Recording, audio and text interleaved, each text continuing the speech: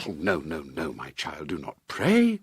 If you do, you will throw away the main advantage of this place. Written over the gate here are the words, "Leave every hope behind, ye who enter." Only think what a relief that is. What is hope? A form of moral responsibility. Here there is no hope, and consequently no duty, no work, nothing to be gained by praying, nothing to be lost by doing what you like.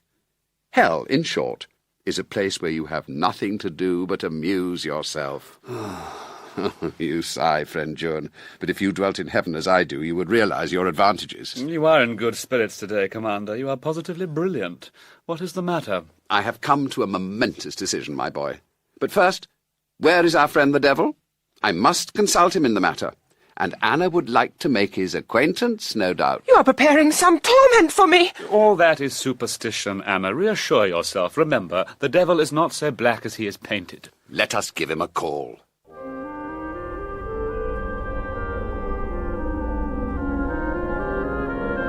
The devil rises. Very Mephistophelian, and not at all unlike Mendoza, though not so interesting.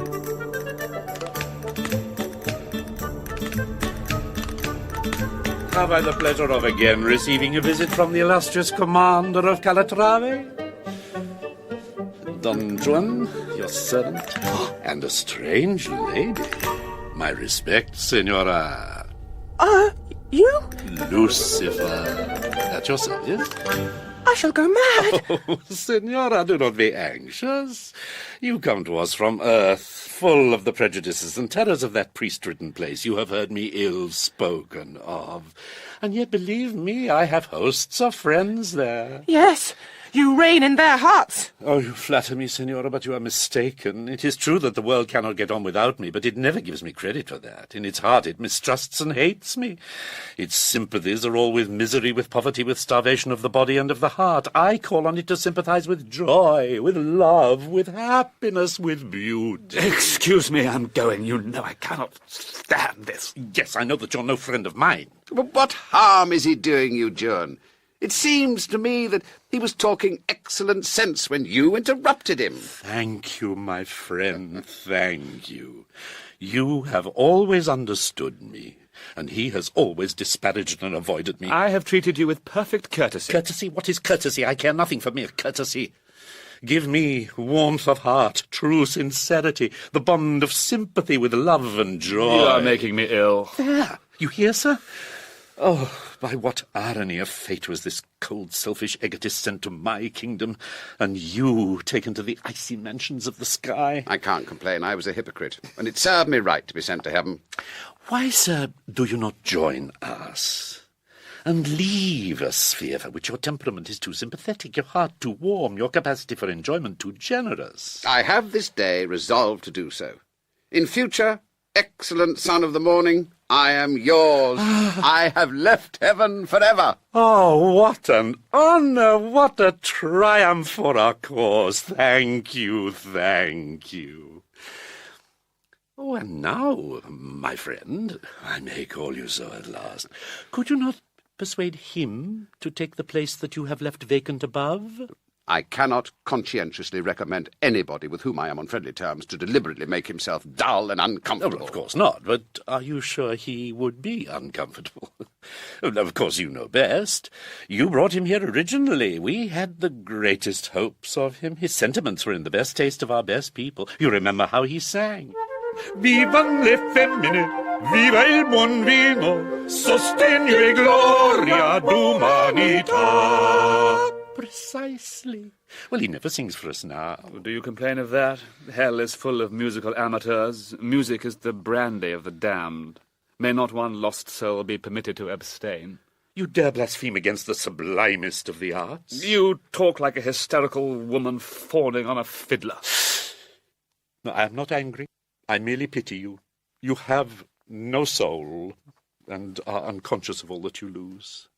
Now you, Senor Commander, are a born musician. How well you sing! Mozart would be delighted if he were still here. but he moped and went to heaven. Curious how these clever men, whom you would have supposed born to be popular here, have turned out social failures, like Don Juan. I am really very sorry to be a social failure. Oh, not that we don't admire your intellect, you know, we do. But I look at the matter from your own point of view. You don't get on with us. The place doesn't suit you. The truth is, you have, I won't say no heart, for we know that beneath all your affected cynicism you have a warm one. Don't, please, don't. Well, you've no capacity for enjoyment. Will that satisfy you? It is a somewhat less insufferable form of cant than the other, but if you'll allow me, I'll take refuge, as usual, in solitude. Why not take refuge in heaven? That's the proper place for you. Come, Signora, could you not persuade him for his own good to try a change of air? But can he go to heaven if he wants to? Well, what's to prevent him? Can anybody? Can I go to heaven if I want to? Oh, certainly, if your taste lies that way. But why doesn't everybody go to heaven, then? I can tell you that, my dear.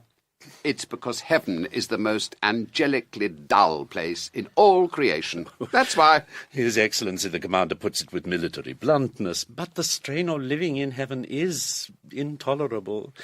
There is a notion that I was turned out of it, but as a matter of fact, nothing could have induced me to stay there. I simply left it and organised this place. I don't wonder at it. Nobody could stand an eternity of heaven. Oh, it suits some people. Let us be just, Commander. It is a question of temperament. I don't admire the heavenly temperament. I don't understand it. I don't know that I particularly want to understand it, but it takes all sorts to make a universe. There is no accounting for tastes. There are people who like it. I think Don Juan would like it. But, pardon my frankness, could you really go back there if you desired to, or are the grapes sour? Back there? I often go back there. Have you never read the Book of Job? Have you any canonical authority for assuming that there is any barrier between our circle and the other one? But surely there is a great gulf fixed. Oh, dear lady, the parable must not be taken literally. The gulf is the difference between the angelic and the diabolic temperament. What more impassable gulf could you have? I mean, think of what you have seen on earth. There is no physical gulf between the philosopher's classroom and the bull-ring, but the bullfighters do not come to the classroom for all that. Have you ever been in the country where I have the largest following, England? There they have great race courses and also concert rooms where they play the classical compositions of His Excellency's friend Mozart. Those who go to the race courses can stay away from them and go to the classical concerts instead if they like. There is no law against it, for Englishmen never will be slaves. They are free to do whatever the government and public opinion allow them to do. And the classical concert is admitted to be a higher, more cultivated, poetic, intellectual, ennobling place than the race course. But do lovers of racing desert their sport and flock to the concert room? Not they. They would suffer there all the weariness the Commander has suffered in heaven. There is the great gulf of the parable between the two places. A mere physical gulf they could bridge, or at least I could bridge it for them. The earth is full of devil's bridges. But the gulf of dislike is impassable and eternal, and that is the only gulf that separates my friends here from those who are invidiously called the blessed. I shall go to heaven at once. My child, one word of warning first. Let me complete my friend Lucifer's similitude of a classical concert. At every one of these concerts in England you will find rows of weary people who are there, not because they really like classical music, but because they think they ought to like it. Well, there is the same thing in heaven. A number of people sit there in glory, not because they are happy, but because they think they owe it to their position to be in heaven. They are almost all English. Yes, the Southerners give it up and join me, just as you have done. But the English really do not seem to know when they are thoroughly miserable. An Englishman thinks he is moral when he is only uncomfortable. In short, my daughter, if you go to heaven without being naturally qualified for it, you will not enjoy yourself there. And who dares say that I am not naturally qualified for it? The most distinguished princes of the church have never questioned it. I owe it to myself to leave this place at once. As you please, Senora. I should have expected better taste from you. Father, I shall expect you to come with me. You cannot stay here. What will people say? People? Why, the best people are here. Princes of the church and all. So few go to heaven, and so many come here, that the blessed, once called a heavenly host, are a continually dwindling minority. The saints, the fathers, the elect of long ago are the cranks, the faddest, the outsiders of today. It is true. From the beginning of my career, I knew that I should win in the long run by sheer weight of public opinion. In spite of the long campaign of misrepresentation and calumny against me, at bottom the universe is a constitutional one, and with such a majority as mine, I cannot be kept permanently out of office. I think, Anna, you had better stay here. You do not want me to go with you. Surely you do not want to enter heaven in the company of a reprobate like me. All souls are equally precious. You repent, do you not? My dear Anna, you are silly. Do you suppose heaven is like earth, where people persuade themselves that what is done can be undone by repentance, that what is spoken can be unspoken by withdrawing it, that what is true can be annihilated by a general agreement to give it the lie? No, heaven is the home of the masters of reality. That is why I am going thither. Thank you. I am going to heaven for happiness. I have had quite enough of reality on earth. Then you must stay here, for hell is the home of the unreal and of the seekers for happiness. It is the only refuge from heaven, which is, as I tell you, the home of the masters of reality, and from earth, which is the home of the slaves of reality. The earth is a nursery in which men and women play at being heroes and heroines, saints and sinners, but they are dragged down from their fool's paradise by their bodies. Hunger and cold and thirst, age and decay and disease, death above all, make them slaves of reality. Thrice a day meals must be eaten and digested. Thrice a century a new generation must be engendered. Ages of faith, of romance, and of science are all driven at last to have but one prayer: make me a healthy animal. But here you escape this tyranny of the flesh, for here you are not an animal at all. You are a ghost, an appearance, an illusion, a convention, deathless, ageless, in a word, bodiless. There are no social questions here, no political questions, no religious questions, best of all, perhaps, no sanitary questions.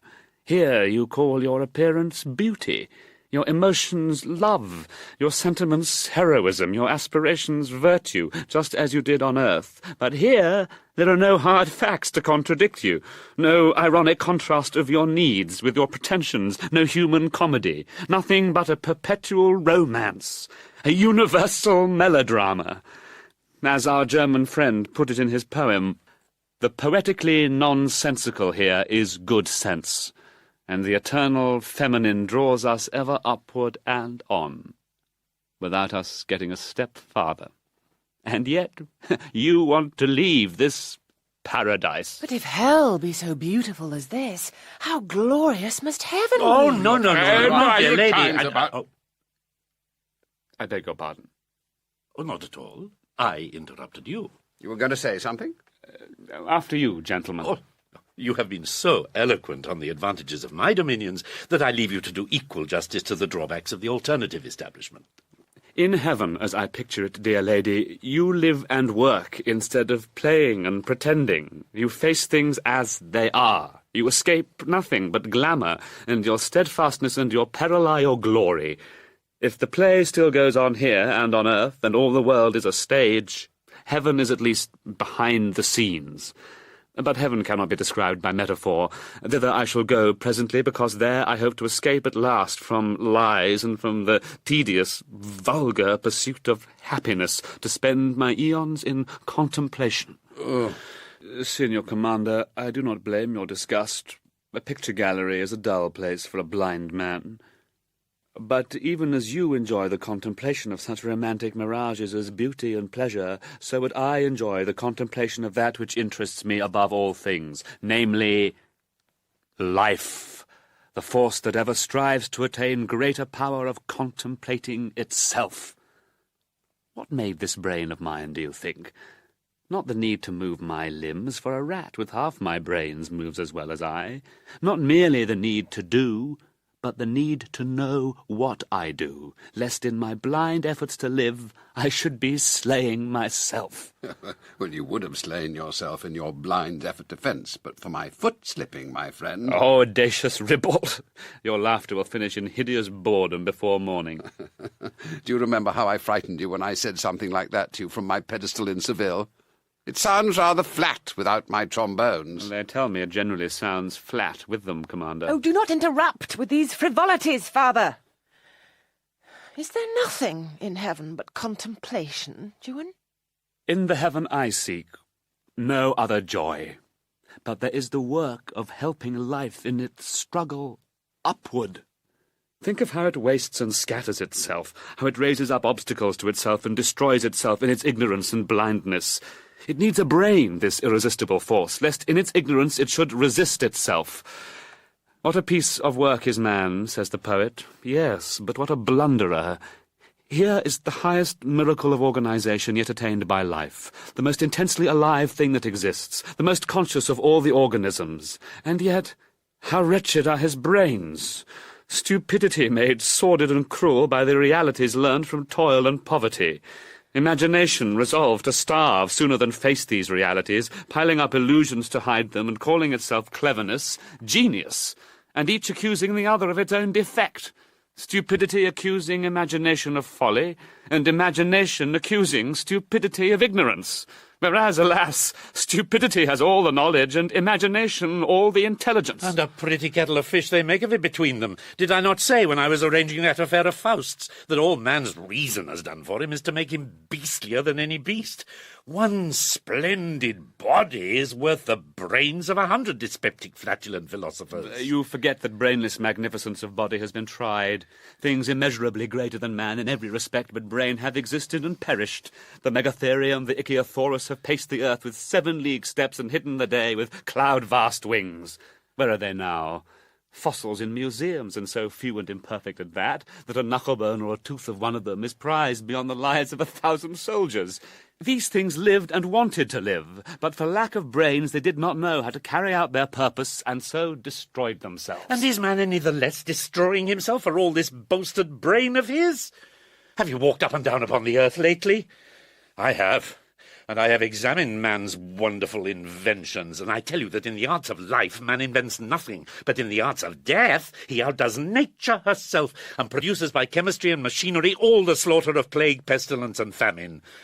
The peasant I tempt today eats and drinks what was eaten and drunk by the peasants of 10,000 years ago, and the house he lives in has not altered as much in 1,000 centuries as the fashion of a lady's bonnet in a score of weeks. But when he goes out to slay, he carries a marvel of mechanism that lets loose at the touch of his finger all the hidden molecular energies, and leaves the javelin, the arrow, the blowpipe of his fathers far behind.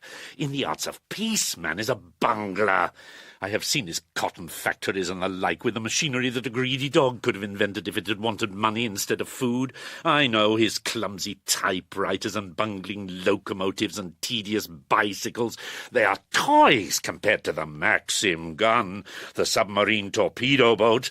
There is nothing in man's industrial machinery but his greed and sloth. His heart is in his weapon.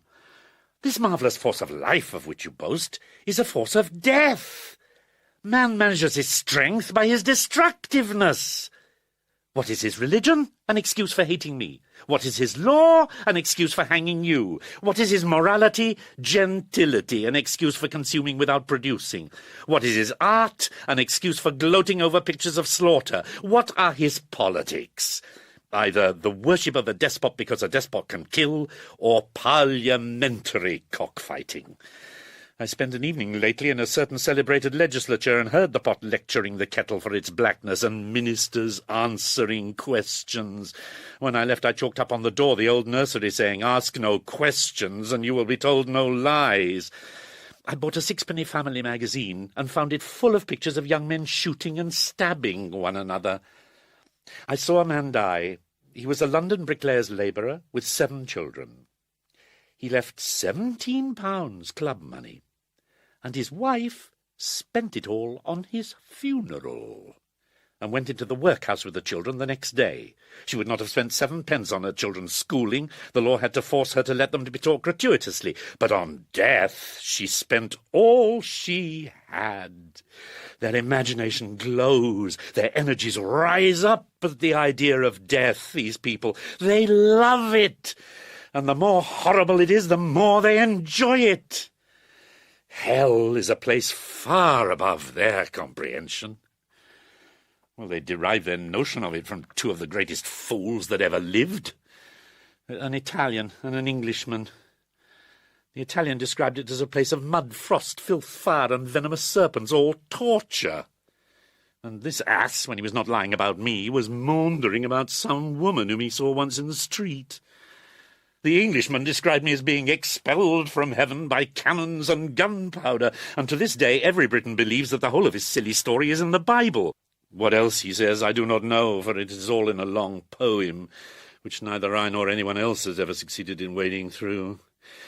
It is the same in everything. The highest form of literature is the tragedy, a play in which everybody is murdered at the end. In the old chronicles you read of earthquakes and pestilences, and are told that these showed the power and majesty of God and the littleness of man. Nowadays the chronicles describe battles. In a battle, two bodies of men shoot at one another with bullets and explosive shells until one body runs away, when the others chase the fugitives on horseback and cut them to pieces as they fly. And this, the chronicle concludes, shows the greatness and majesty of empires and the littleness of the vanquished. And over such battles the people run about the streets yelling with delight and egg their governments on to spend hundreds of millions of money in the slaughter, whilst the strongest ministers dare not spend an extra penny in the pound against the poverty and pestilence through which they themselves daily walk. I could give you 1,000 instances, but they all come to the same thing. The power that governs the earth is not the power of life, but of death. And the inner need that has nerved life to the effort of organizing itself into the human being is not the need for higher life, but for a more efficient engine of destruction. The plague, the famine, the earthquake, the tempest were too spasmodic in their action. The tiger and crocodile were too easily satiated and not cruel enough. Something more constantly, more ruthlessly, more ingeniously destructive was needed, and that something was man, the inventor of the rack, the stake, the gallows, the electric chair, of sword and gun and poison gas, above all of justice, duty, patriotism, and all the other isms by which even those who are clever enough to be humanely disposed are persuaded to become the most destructive of all the destroyers. Oh, all this is old. Your weak side, my diabolic friend, is that you have always been a gull. You take man at his own valuation. Nothing would flatter him more than your opinion of him. He loves to think of himself as bold and bad. He's neither one nor the other. He is only a coward. Call him tyrant, murderer, pirate, bully, and he will adore you and swagger about with the consciousness of having the blood of the old sea kings in his veins. Call him liar and thief, and he will only take an action against you for libel. But call him coward, and he will go mad with rage. He will face death to outface that stinging truth. Man gives every reason for his conduct save one, every excuse for his crimes save one, every plea for his safety save one, and that one is his cowardice. Yet all his civilization is founded on his cowardice, on his abject tameness, which he calls his respectability. There are limits to what a mule or an ass will stand, but man will suffer himself to be degraded until his vileness becomes so loathsome to his oppressors that they themselves are forced to reform it. Precisely. And these are the creatures in whom you discover what you call a life force. Yes, for now comes the most surprising part of the whole business. And what's that? Why, that you can make any of these cowards brave by simply putting an idea into his head. Stuff. As an old soldier, I admit the cowardice. It's as universal as seasickness and matters just as little. But that about putting an idea into a man's head is stuff and nonsense. In a battle, all you need to make you fight is a little hot blood and the knowledge that it's more dangerous to lose than to win. That is perhaps why battles are so useless. But men never really overcome fear until they imagine they are fighting to further a universal purpose, fighting for an idea, as they call it. Why was the Crusader braver than the pirate? Because he fought not for himself, but for the cross. What force was it that met him with a valour as reckless as his own? The force of men who fought not for themselves, but for Islam. They took Spain from us, that we were fighting for our very hearths and homes, but when we, too, fought for that mighty idea, a Catholic Church, we swept them back to Africa. What? You a Catholic, Senor Don Juan? A devotee? My congratulations. Come.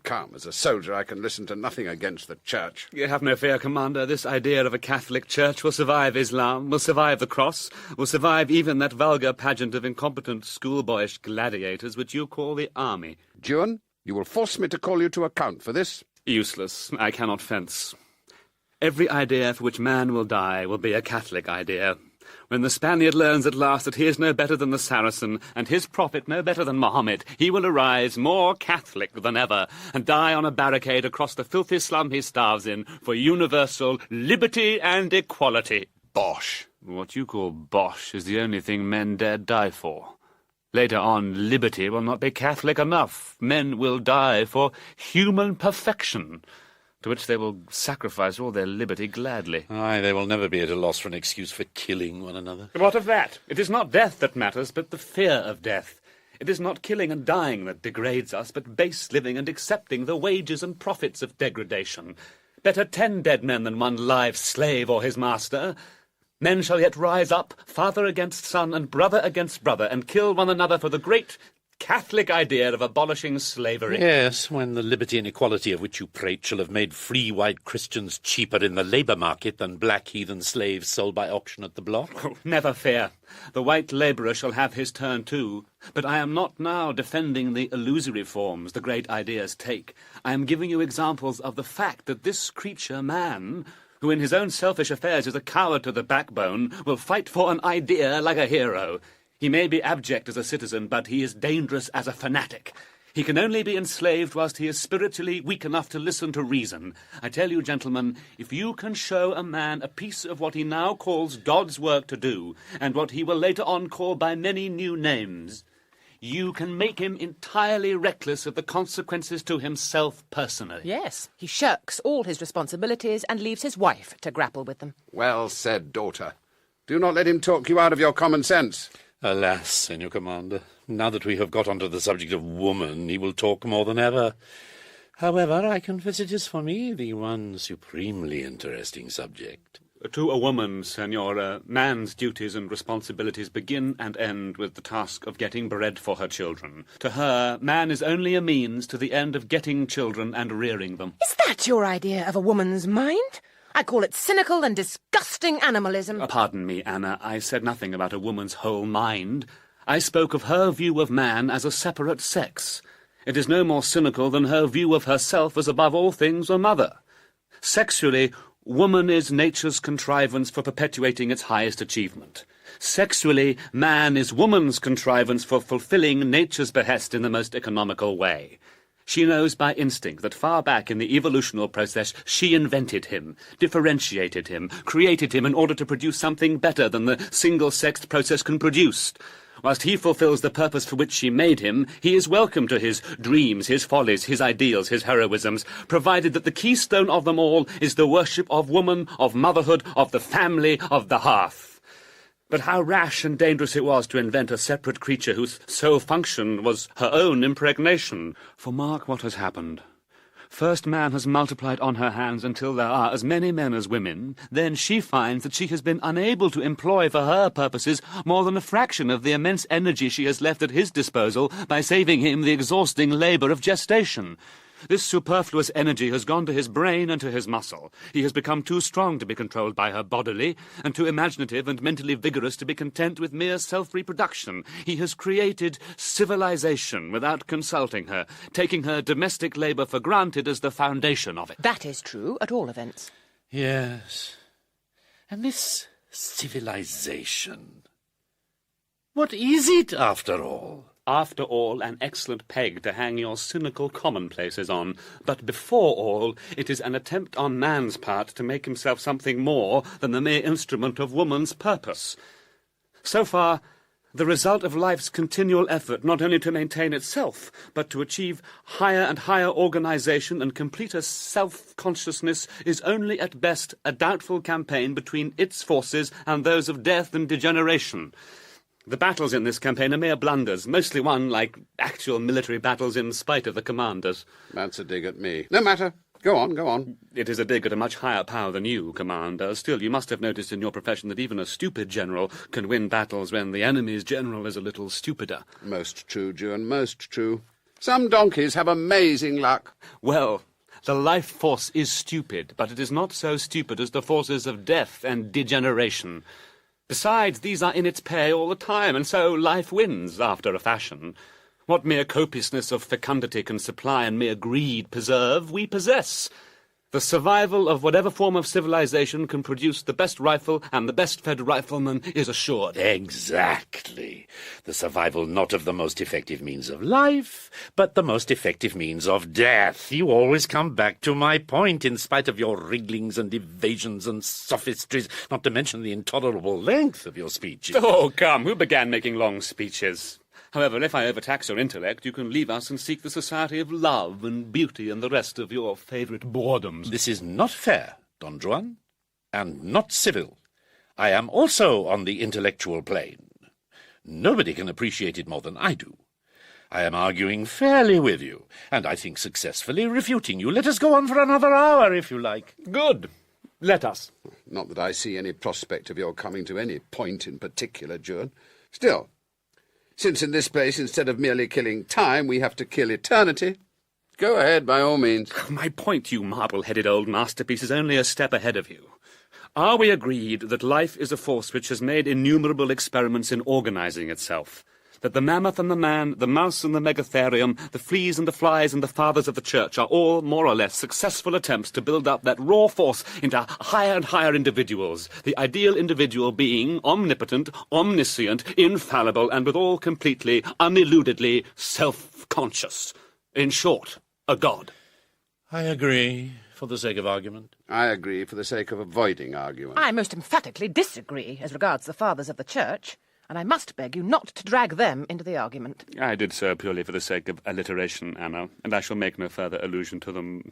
And now, since we are, with that exception, agreed so far, will you not agree with me further that life has not measured the success of its attempts at godhead by the beauty or bodily perfection of the result, since in both these respects the birds, as our friend Aristophanes long ago pointed out, are so extraordinarily superior, with their power of flight and their lovely plumage, and, may I add, the touching poetry of their loves and nestings, that it is inconceivable that life, having once produced them, should, if love and beauty were her object, start off on another line and labour at the clumsy elephant and the hideous ape whose grandchildren we are. Aristophanes was a heathen. And you, Juan, I'm afraid, are very little better. You conclude, then, that life was driving at clumsiness and ugliness? No, perverse devil that you are, 1,000 times no.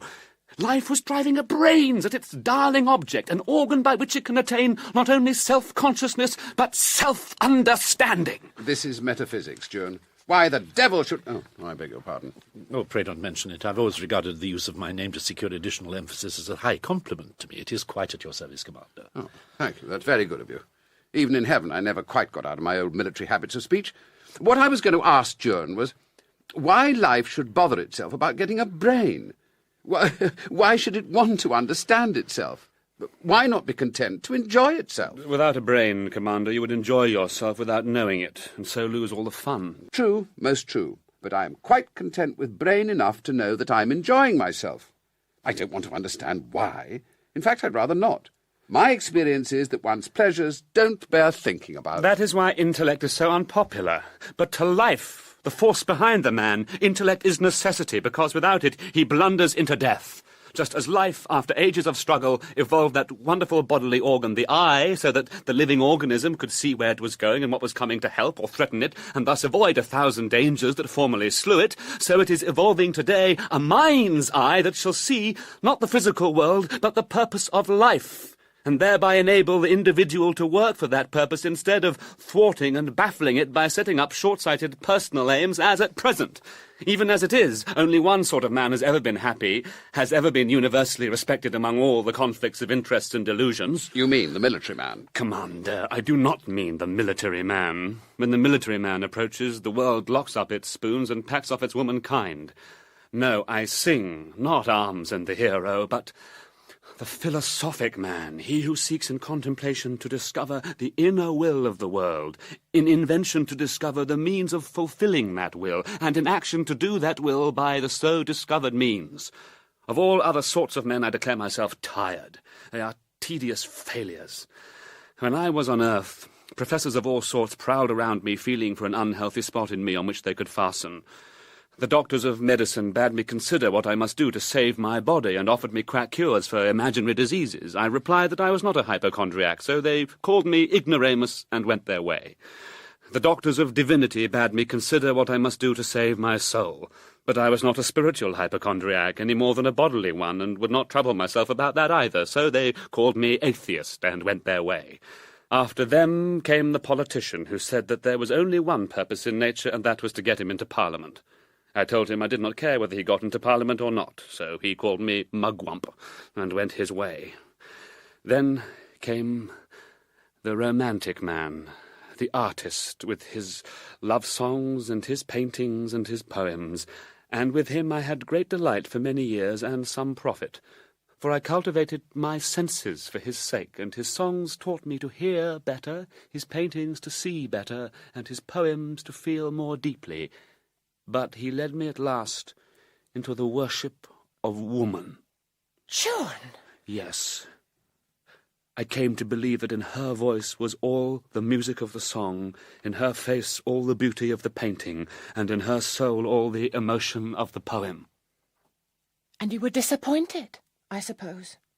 Well, was it her fault that you attributed all these perfections to her? Yes, partly, for with a wonderful instinctive cunning she kept silent and allowed me to glorify her, to mistake my own visions, thoughts, and feelings for hers.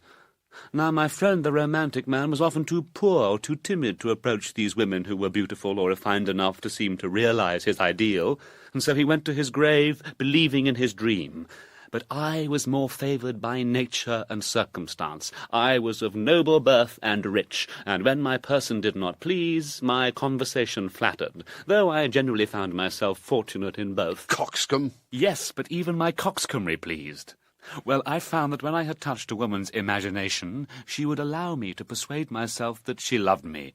But when my suit was granted, she never said, "I am happy, my love is satisfied." She always said first, "At last the barriers are down," and second, "When will you come again?" That is exactly what men say. I protest I never said it, but all women say it. Well, these two speeches always alarmed me, for the first meant that the lady's impulse had been solely to throw down my fortifications and gain my citadel, and the second openly announced that henceforth she regarded me as her property and counted my time as already wholly at her disposal. That is where your want of heart came in. You shouldn't repeat what a woman says, Juan. It should be sacred to you. Still, they certainly do say it. I never minded the barriers, but there was always a slight shock about the other, unless one was very hard hit indeed. Then the lady, who had been happy and idle enough before, became anxious, preoccupied with me, always intriguing, conspiring, pursuing, watching, waiting, bent wholly on making sure of her prey. I being the prey, you understand. Now this was not what I had bargained for. It had been very proper and very natural, but it was not music, painting, poetry, and joy incarnated in a beautiful woman. I ran away from it. I ran away from it very often. In fact, I became famous for running away from it. Infamous, you mean? I did not run away from you. Do you blame me for running away from the others? Nonsense, man. You're talking to a woman of 77 now. If you had had the chance, you would have run away from me too, if I had let you. You would not have found it so easy with me as with some of the others. If men will not be faithful to their home and their duties, they must be made to be. I dare say you all want to marry lovely incarnations of music and painting and poetry. Well, you can't have them because they don't exist. If flesh and blood is not good enough for you, you must go without, that's all. Women have to put up with flesh and blood husbands, and little enough of that, too, sometimes, and you will have to put up with flesh and blood wives. I see you don't like that. Any of you, but it's true for all that, so if you don't like it, you can lump it. My dear lady, you have put my whole case against romance into a few sentences. That is just why I turned my back on the romantic man with the artist nature, as he called his infatuation. I thanked him for teaching me to use my eyes and ears, but I told him that his beauty-worshipping and happiness-hunting and woman-idealizing was not worth a dump as a philosophy of life. So he called me Philistine and went on his way. It seems that woman taught you something too, with all her defects. She did more. She interpreted all the other teaching for me. Ah, my friends, when the barriers were down for the first time, what an astounding illumination. I had been prepared for infatuation, for intoxication, for all the illusions of love's young dream, and lo, never was my perception clearer, nor my criticism more ruthless. The most jealous rival of my mistress never saw every blemish in her more keenly than I. I was not duped. I took her without chloroform. But you did take her. That was the revelation. Up to that moment I had never lost the sense of being my own master, never consciously taken a single step until my reason had examined and approved it. I had come to believe that I was a purely rational creature, a thinker. I said with the foolish philosopher, "I think, therefore I am." It was woman who taught me to say, "I am, therefore I think," and also, "I would think more, therefore I must be more." This is extremely abstract and metaphysical, Juan. If you would stick to the concrete and put your discoveries in the form of entertaining anecdotes about your adventures with women, your conversation would be easier to follow. Bah! What need I add? Do you not understand that when I stood face to face with woman, every fibre in my clear, critical brain warned me to spare her and save myself? My morals said no, my conscience said no, my chivalry and pity for her said no, my prudent regard for myself said no. My ear practised on 1,000 songs and symphonies, my eye exercised on 1,000 paintings, tore her voice, her features, her colour to shreds. I caught all those telltale resemblances to her father and mother by which I knew what she would be like in 30 years' time. I noted the gleam of gold from a dead tooth in the laughing mouth. I made curious observations of the strange odours of the chemistry of the nerves, the visions of my romantic reveries, in which I had trod the plains of heaven with a deathless, ageless creature of coral and ivory deserted me in that supreme hour. I remembered them and desperately strove to recover their illusion, but they now seemed the emptiest of inventions. My judgment was not to be corrupted. My brain still said no on every issue, and whilst I was in the act of framing my excuse to the lady, life seized me and threw me into her arms as a sailor throws a scrap of fish into the mouth of a seabird. You might as well have gone without thinking such a lot about it, Juan. You're like all the clever men. You have more brains than is good for you. And were you not the happier for the experience, Senor Don Juan? The happier? No. The wiser? Yes. That moment introduced me for the first time to myself, and through myself to the world. I saw then how useless it is to attempt to impose conditions on the irresistible force of life, to preach prudence, careful selection, virtue, honour, chastity. Don Juan, a word against chastity is an insult to me. I say nothing against your chastity, Senora, since it took the form of a husband and 12 children.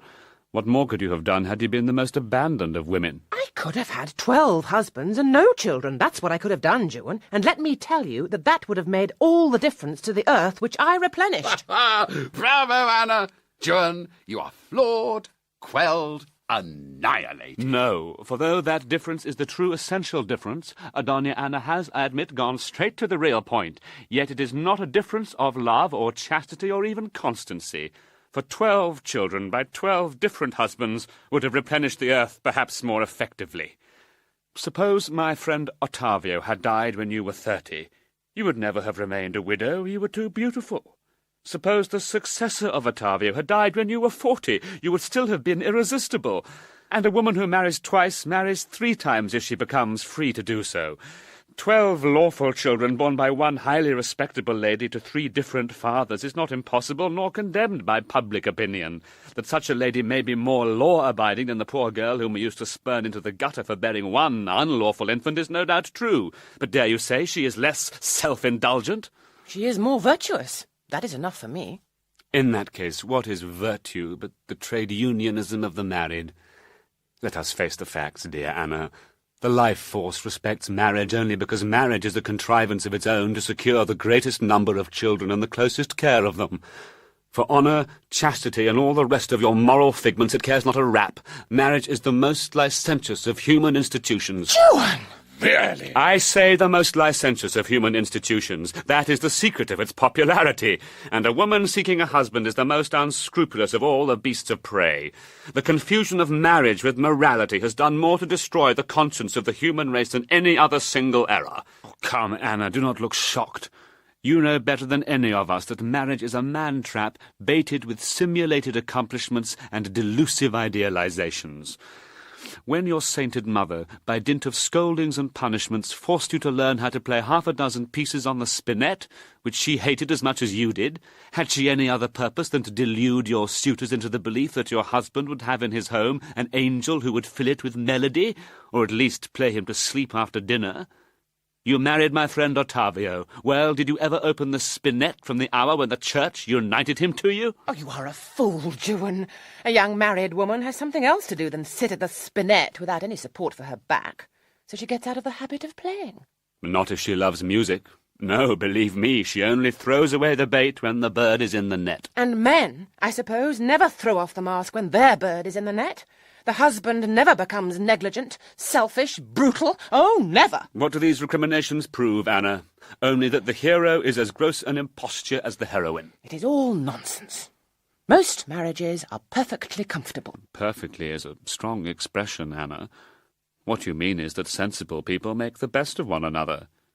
Send me to the galleys, and chain me to the felon whose number happens to be next before mine, and I must accept the inevitable and make the best of the companionship.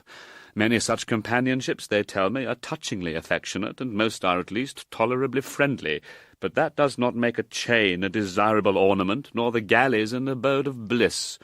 Those who talk most about the blessings of marriage and the constancy of its vows are the very people who declare that if the chain were broken and the prisoners left free to choose, the whole social fabric would fly asunder. You cannot have the argument both ways. If the prisoner is happy, why lock him in? If he is not, why pretend that he is? At all events, let me take an old woman's privilege again and tell you flatly that marriage peoples the world and debauchery does not. How if a time come when this shall cease to be true? Do you not know that where there is a will, there is a way? That whatever man really wishes to do, he will finally discover a means of doing? Well, you have done your best, you virtuous ladies and others of your way of thinking, to bend man's mind wholly towards honourable love as the highest good, and to understand by honourable love romance and beauty and happiness in the possession of beautiful, refined, delicate, affectionate women. You have taught women to value their own youth, health, shapeliness, and refinement above all things. Well, what place have squalling babies and household cares in this exquisite paradise of the senses and emotions? Is it not the inevitable end of it all that the human will shall say to the human brain, invent me a means by which I can have love, beauty, romance, emotion, passion, without their wretched penalties, their expenses, their worries, their trials, their illnesses and agonies and risks of death, their retinue of servants and nurses and doctors and schoolmasters? All this, Senor Don Juan, is realized here in my realm. Yes, at the cost of death. Man will not take it at that price. He demands the romantic delights of your hell whilst he is still on earth. Well, the means will be found. The brain will not fail when the will is in earnest. The day is coming when great nations will find their numbers dwindling from census to census, when the 6-roomed villa will rise in price above the family mansion, when the viciously reckless poor and the stupidly pious rich will delay the extinction of the race only by degrading it, whilst the boldly prudent, the thriftily selfish and ambitious, the imaginative and poetic, the lovers of money and solid comfort, the worshippers of success, of art and of love, will all oppose to the force of life the device of sterility. Well, that is all very eloquent, my young friend, but if you had lived to Anna's age, or even to mine, you would have learnt that the people who get rid of the fear of poverty and children and all the other family troubles, and devote themselves to having a good time of it, only leave their minds free for the fear of old age and ugliness and impotence and death. The childless labourer is more tormented by his wife's idleness and her constant demands for amusement and distraction than he could be by 20 children, and his wife is more wretched than he. Well, I have had my share of vanity, for as a young man I was admired by women. As a statue I am praised by art critics. But I confess that, had I found nothing to do in the world but wallow in these delights, I should have cut my throat. When I married Anna's mother, or perhaps, to be strictly correct, I should rather say, when I at last gave in and allowed Anna's mother to marry me, I knew that I was planting thorns in my pillow, and that marriage for me, a swaggering young officer thitherto unvanquished, meant defeat and capture. Father! Well, I'm sorry to shock you, my love, but since Joan has stripped every rag of decency from the discussion, I may as well tell the frozen truth. I suppose I was one of the thorns. By no means. You were often a rose. You see, your mother had most of the trouble you gave. Then may I ask, Commander, why you have left heaven to come here and wallow, as you express it, in sentimental beatitudes which you confess would once have driven you to cut your throat? Egad, that's true. What, Commander? You are going back from your word? And, Don Juan, all your philosophizing has been nothing but a mask for proselytizing? Commander, have you forgotten already the hideous dullness from which I am offering you a refuge here?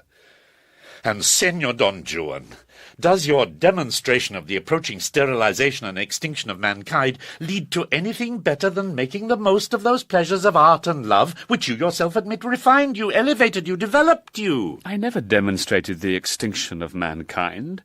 Life cannot will its own extinction either in its blind amorphous state or in any of the forms into which it has organized itself.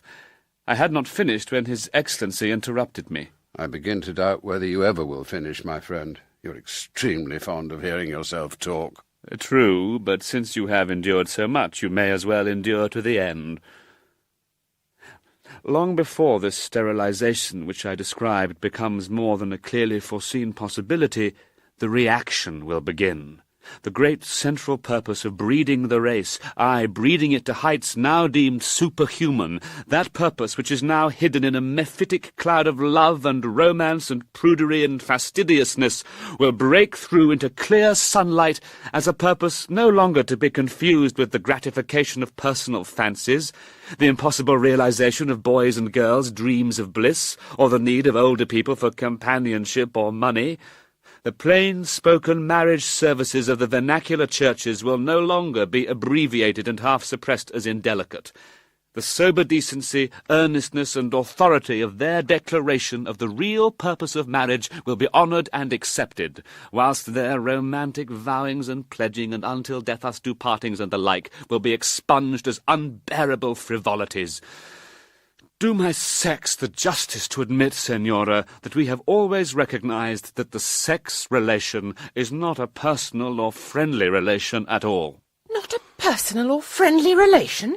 What relation is more personal, more sacred, more holy?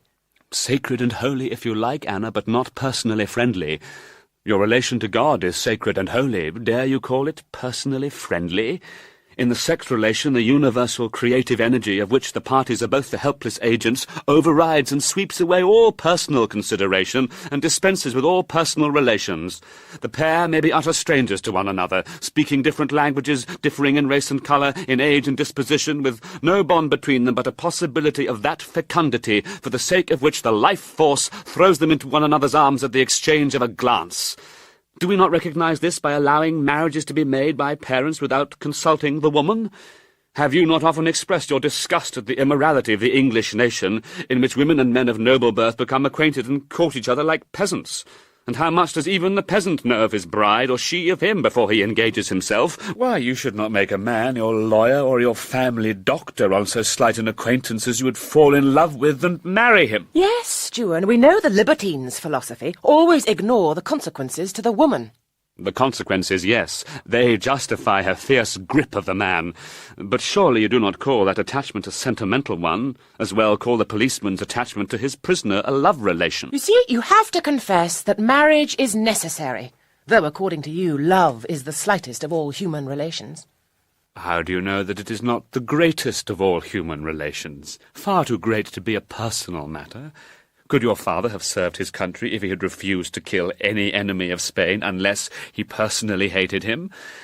Can a woman serve her country if she refuses to marry any man she does not personally love?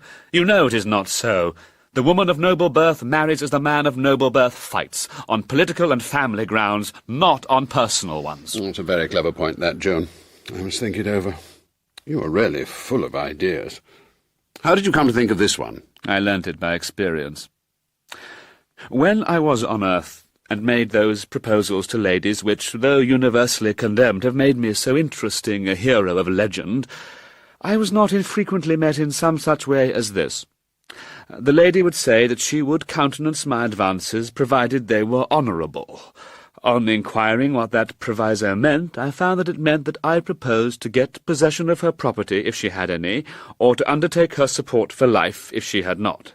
That I desired her continual companionship, counsel, and conversation to the end of my days, and would take a most solemn oath to be always enraptured by them. Above all, that I would turn my back on all other women for ever for her sake. I did not object to these conditions because they were exorbitant and inhuman. It was their extraordinary irrelevance that prostrated me. I invariably replied with perfect frankness that I had never dreamt of any of these things, that unless the lady's character and intellect were equal or superior to my own, her conversation must degrade and her counsel mislead me, that her constant companionship might, for all I knew, become intolerably tedious to me, that I could not answer for my feelings for a week in advance, much less to the end of my life, that to cut me off from all natural and unconstrained intercourse with half my fellow creatures would narrow and warp me if I submitted to it, and if not, would bring me under the curse of clandestinity. That, finally, my proposals to her were wholly unconnected with any of these matters, and were the outcome of a perfectly simple impulse of my manhood towards her womanhood. You mean that it was an immoral impulse?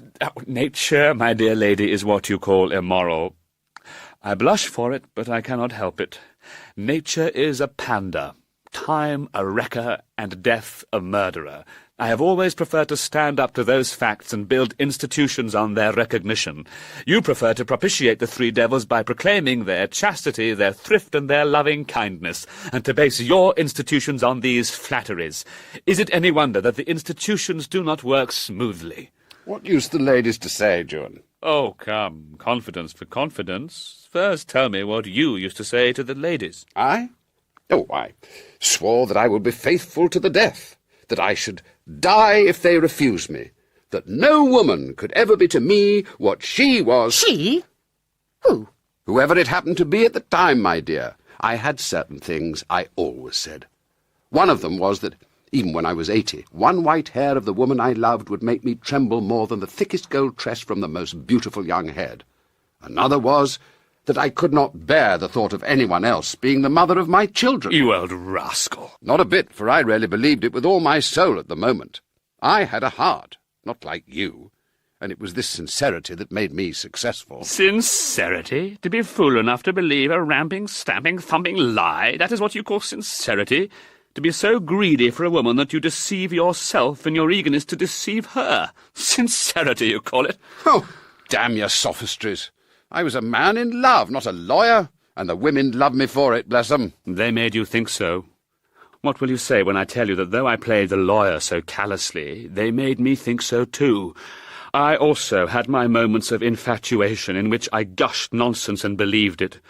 Sometimes the desire to give pleasure by saying beautiful things so rose in me on the flood of emotion that I said them recklessly.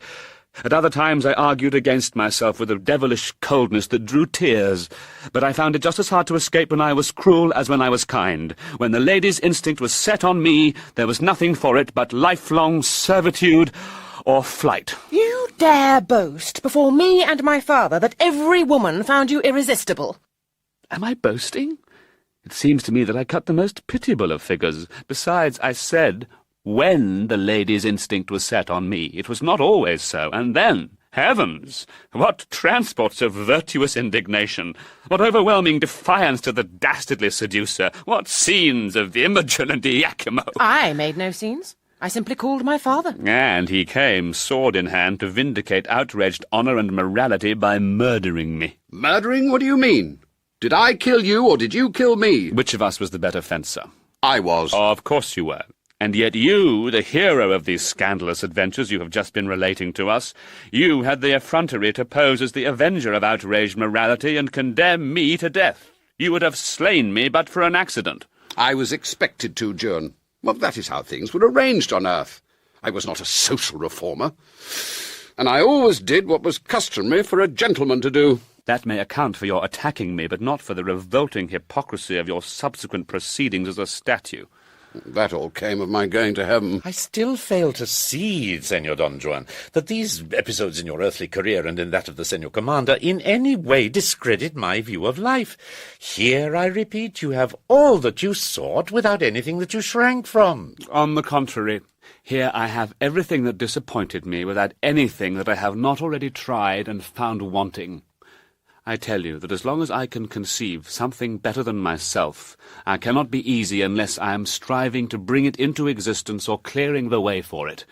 That is the law of my life. That is the working within me of life's incessant aspiration to higher organization, wider, deeper, intenser self-consciousness, and clearer self-understanding. It was the supremacy of this purpose that reduced love for me to the mere pleasure of a moment, art for me to the mere schooling of my faculties, religion for me to a mere excuse for laziness, since it had set up a God who looked at the world and saw it was good, against the instinct in me that looked through my eyes at the world and saw that it could be improved. I tell you that in the pursuit of my own pleasure, my own health, my own fortune, I have never known happiness. It was not love for woman that delivered me into her hands. It was fatigue, exhaustion. When I was a child and bruised my head against a stone, I ran to the nearest woman and cried away my pain against her apron. When I grew up and bruised my soul against the brutalities and stupidities with which I had to strive, I did again just what I had done as a child. I have enjoyed, too, my rests, my recuperations, my breathing times, my very prostrations after strife. But rather would I be dragged through all the circles of the foolish Italian's inferno than through the pleasures of Europe. That is what has made this place of eternal pleasure so deadly to me. It is the absence of this instinct in you that makes you that strange monster called a devil.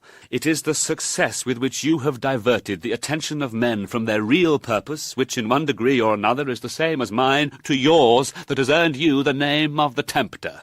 It is the fact that they are doing your will, or rather drifting with your want of will, instead of doing their own, that makes them the uncomfortable, false, restless, artificial, petulant, wretched creatures they are. Senor Don Juan, you are uncivil to my friends. Phew! Why should I be civil to them or to you? In this palace of lies a truth or two will not hurt you. Your friends are all the dullest dogs I know. They are not beautiful, they are only decorated. They are not clean, they are only shaved and starched. They are not dignified, they are only fashionably dressed. They are not educated, they are only college passmen. They are not moral, they are only conventional. They are not virtuous, they are only cowardly. They are not even vicious, they are only frail. They are not artistic, they are only lascivious. They are not prosperous, they are only rich. They are not loyal, they are only servile. Not dutiful, only sheepish. Not public-spirited, only patriotic. Not courageous, only quarrelsome. Not determined, only obstinate. Not masterful, only domineering. Not self-controlled, only obtuse. Not self-respecting, only vain. Not kind, only sentimental. Not social, only gregarious. Not considerate, only polite. Not intelligent, only opinionated. Not progressive, only factious. Not imaginative, only superstitious. Not just, only vindictive. Not generous, only propitiatory. Not disciplined, only cowed. And not truthful at all. Liars, every one of them, to the very backbone of their souls. Your flow of words is simply amazing, Juan. I wish I could have talked like that to my soldiers. It is mere talk, though. It has all been said before. But what change has it ever made? What notice has the world ever taken of it? Yes, it is mere talk, but why is it mere talk? Because, my friend, beauty, purity, respectability, religion, morality, art, patriotism, bravery, and the rest are nothing but words which I or anyone else can turn inside out like a glove. Were they realities, you would have to plead guilty to my indictment. But fortunately for your self-respect, my diabolical friend, they are not realities. As you say, they are mere words, useful for duping barbarians into adopting civilization, or the civilized poor into submitting to be robbed and enslaved. That is the family secret of the governing caste. And if we who are of that caste aimed at more life for the world, instead of at more power and luxury for our miserable selves, that secret would make us great. Now, since I, being a nobleman, am in the secret too, think how tedious to me must be your unending cant about all these moralistic figments, and how squalidly disastrous your sacrifice of your lives to them. If you even believed in your moral game enough to play it fairly, it would be interesting to watch, but you don't. You cheat at every trick, and if your opponent out-cheats you, you upset the table and try to murder him. Well, on earth there may be some truth in this, because the people are uneducated and cannot appreciate my religion of love and beauty. But here... Oh, yes, I know. Here there is nothing but love and beauty. Ugh. It is like sitting for all eternity at the first act of a fashionable play before the complications begin. Never in my worst moments of superstitious terror on earth did I dream that hell was so horrible. I live like a hairdresser in the continual contemplation of beauty, toying with silken tresses. I breathe an atmosphere of sweetness like a confectioner's shop boy. Commander, are there any beautiful women in heaven? None. Absolutely none. All dowdies. Not 2 penn'orth of jewellery among a dozen of them. They might be men of 50. I'm impatient to get there. Is the word beauty ever mentioned? Are there any artistic people? I give you my word, they won't admire a fine statue, even when it walks past them. I go. Don Juan, shall I be frank with you? Were you not so before? As far as I went, yes. But I will now go further and confess to you that men get tired of everything, of heaven no less than hell, and that all history is nothing but a record of the oscillations of the world between these two extremes. An epoch is but a swing of the pendulum, and each generation thinks the world is progressing because it is always moving. But when you are as old as I am, when you have 1,000 times wearied of heaven, like myself and the commander, and 1,000 times wearied of hell as you are wearied now, you will no longer imagine that every swing from heaven to hell is an emancipation, and every swing from hell to heaven an evolution. Where you now see reform, progress, fulfillment of upward tendency, continual ascent by man on the stepping stones of his dead selves to higher things, you will see nothing but an infinite comedy of illusion. You will discover the profound truth of the saying of my friend Koheleth, that there is nothing new under the sun. Vanitas vanitatum. By heaven, this is worse than your cant about love and beauty. Clever dolt that you are. Is a man no better than a worm, or a dog than a wolf, because he gets tired of everything? Shall he give up eating because he destroys his appetite in the act of gratifying it? Is a field idle when it is fallow? Can the commander expend his hellish energy here without accumulating heavenly energy for his next term of blessedness? Granted that the great life force has hit on the device of the clockmaker's pendulum and uses the earth for its bob, that the history of each oscillation which seems so novel to us the actors is but the history of the last oscillation repeated, nay more, that in the unthinkable infinitude of time the sun throws off the earth and catches it again 1,000 times, as a circus rider throws up a ball, and that our age-long epochs are but the moments between the toss and the catch? Has the colossal mechanism no purpose? My friend, you think because you have a purpose, nature must have one. You might as well expect it to have fingers and toes because you have them. But I should not have them if they serve no purpose, and I, my friend, am as much a part of nature as my finger is part of me. If my finger is the organ by which I grasp the sword and the mandolin, my brain is the organ by which nature strives to understand itself. My dog's brain serves only my dog's purposes, but my own brain labours at a knowledge which does nothing for me personally, but makes my body bitter to me, and my decay and death a calamity. Were I not possessed with a purpose beyond my own, I had better be a ploughman than a philosopher, for the ploughman lives as long as the philosopher, eats more, sleeps better, and rejoices in the wife of his bosom with less misgiving. This is because the philosopher is in the grip of the life force. The life force says to him, I have done 1,000 wonderful things unconsciously by merely willing to live and following the line of least resistance. Now I want to know myself and my destination and choose my path. So I have made a special brain, a philosopher's brain, to grasp this knowledge for me as the husbandman's hand grasps the plough for me. And this, says the life force to the philosopher, must thou strive to do for me until thou diest, when I will make another brain and another philosopher to carry on the work. What is the use of knowing? Why, to be able to choose the line of greatest advantage instead of yielding in the direction of the least resistance. Does a ship sail to its destination no better than a log drifts no whither? The philosopher is nature's pilot, and there you have our difference. To be in hell is to drift. To be in heaven is to steer. On the rocks, most likely. Which ship goes oftenest on the rocks or to the bottom? The drifting ship or the ship with a pilot on board? Well, go on your way, Senor Don Juan.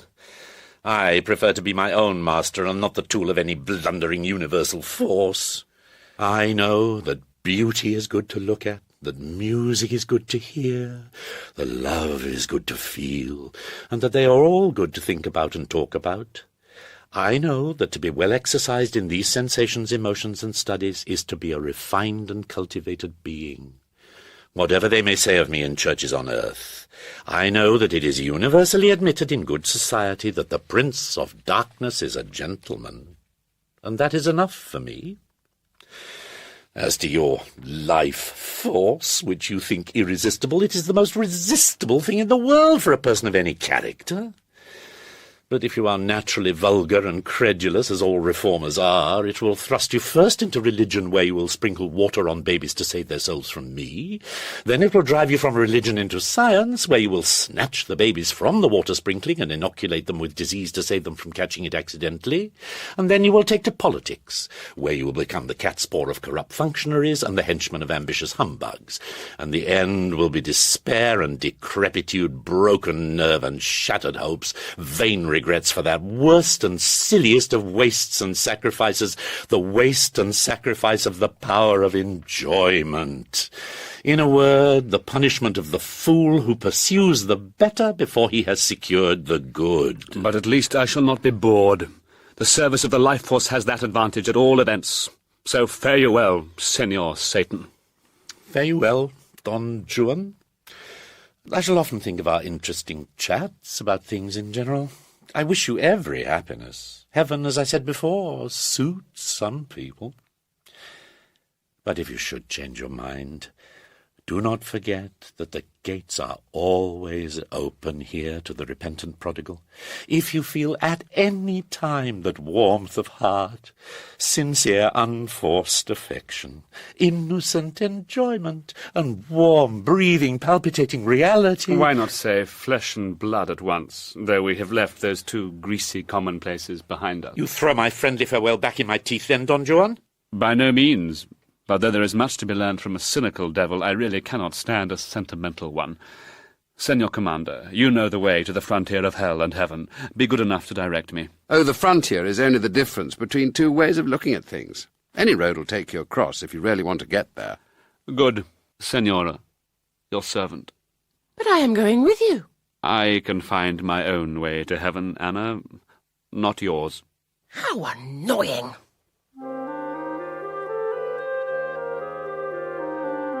Bon voyage, Juan. Ah, there he goes. Phew, how he does talk. They'll never stand it in heaven. His going is a political defeat. I cannot keep these life worshippers. They all go. And this is the greatest loss I've had since that Dutch painter went, a fellow who could paint a hag of 70 with as much enjoyment as a Venus of 20. I remember. He came to heaven. Rembrandt. Rembrandt. There's something unnatural about these fellows. Do not listen to their gospel, Senor Commander. It is dangerous. Beware of the pursuit of the superhuman. It leads to an indiscriminate contempt for the human. To a man, horses and dogs and cats are mere species outside the moral world. Well, to the Superman, men and women are a mere species too, also outside the moral world. Don Juan was kind to women and courteous to men as your daughter here was kind to her pet cats and dogs. But such kindness is a denial of the exclusively human character of the soul. And who the deuce is the Superman? Oh, the latest fashion among the life-force fanatics. Did you not meet in heaven among the new arrivals that German-Polish madman, what was his name? Nietzsche? Never heard of him. Well, he came here first, before he recovered his wits. I had some hopes of him, but he was a confirmed life-force worshipper. It was he who raked up the Superman, who is as old as Prometheus, and the 20th century will run after this newest of the old crazes when he gets tired of the world, the flesh, and your humble servant. Superman is a good cry, and a good cry is half the battle.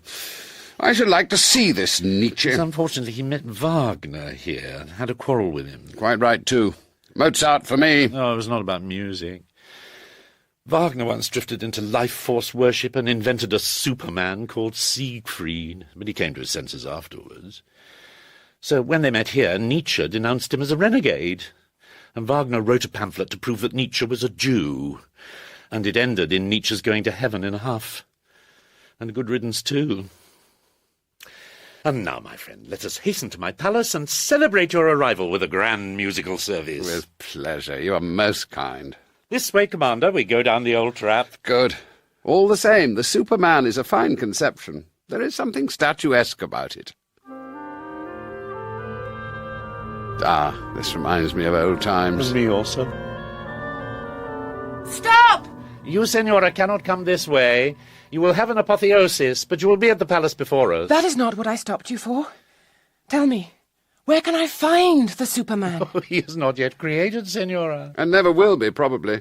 Let us proceed. The red fire will make me sneeze.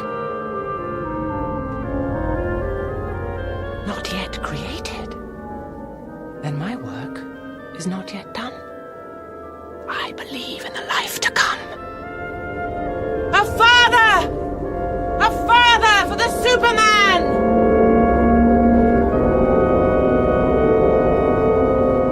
She vanishes into the void, and again there is nothing. All existence seems suspended infinitely.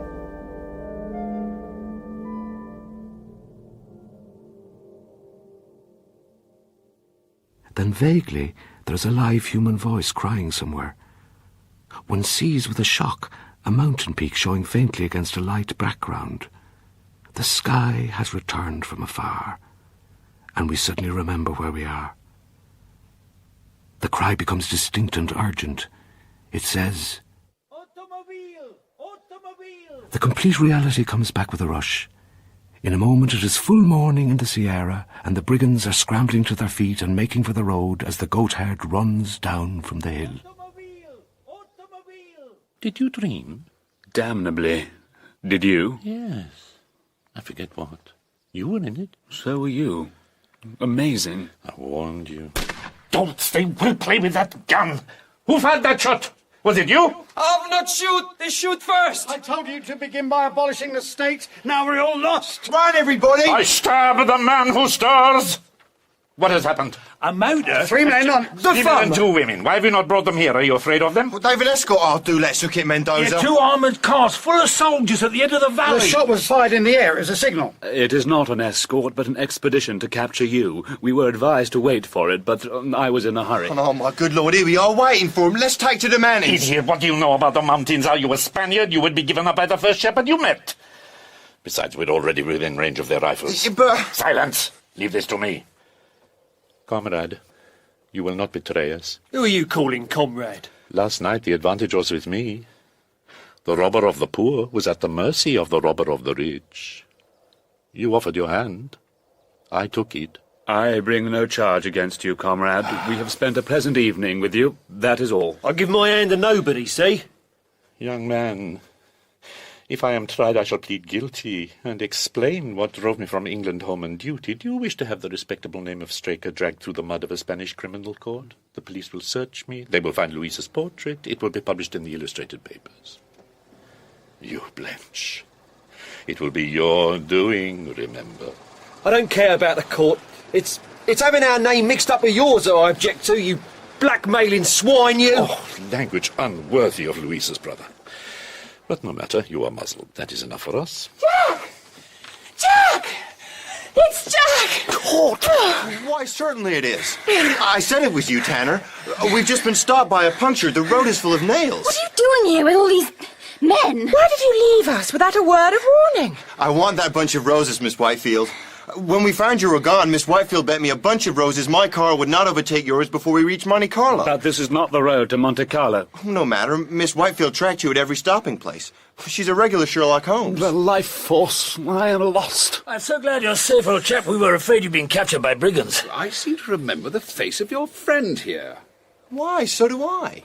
I know you perfectly well, sir, but I can't think where I've met you. And do you remember me, madam? Oh, quite well, but I'm so stupid about names. It was at the Savoy Hotel.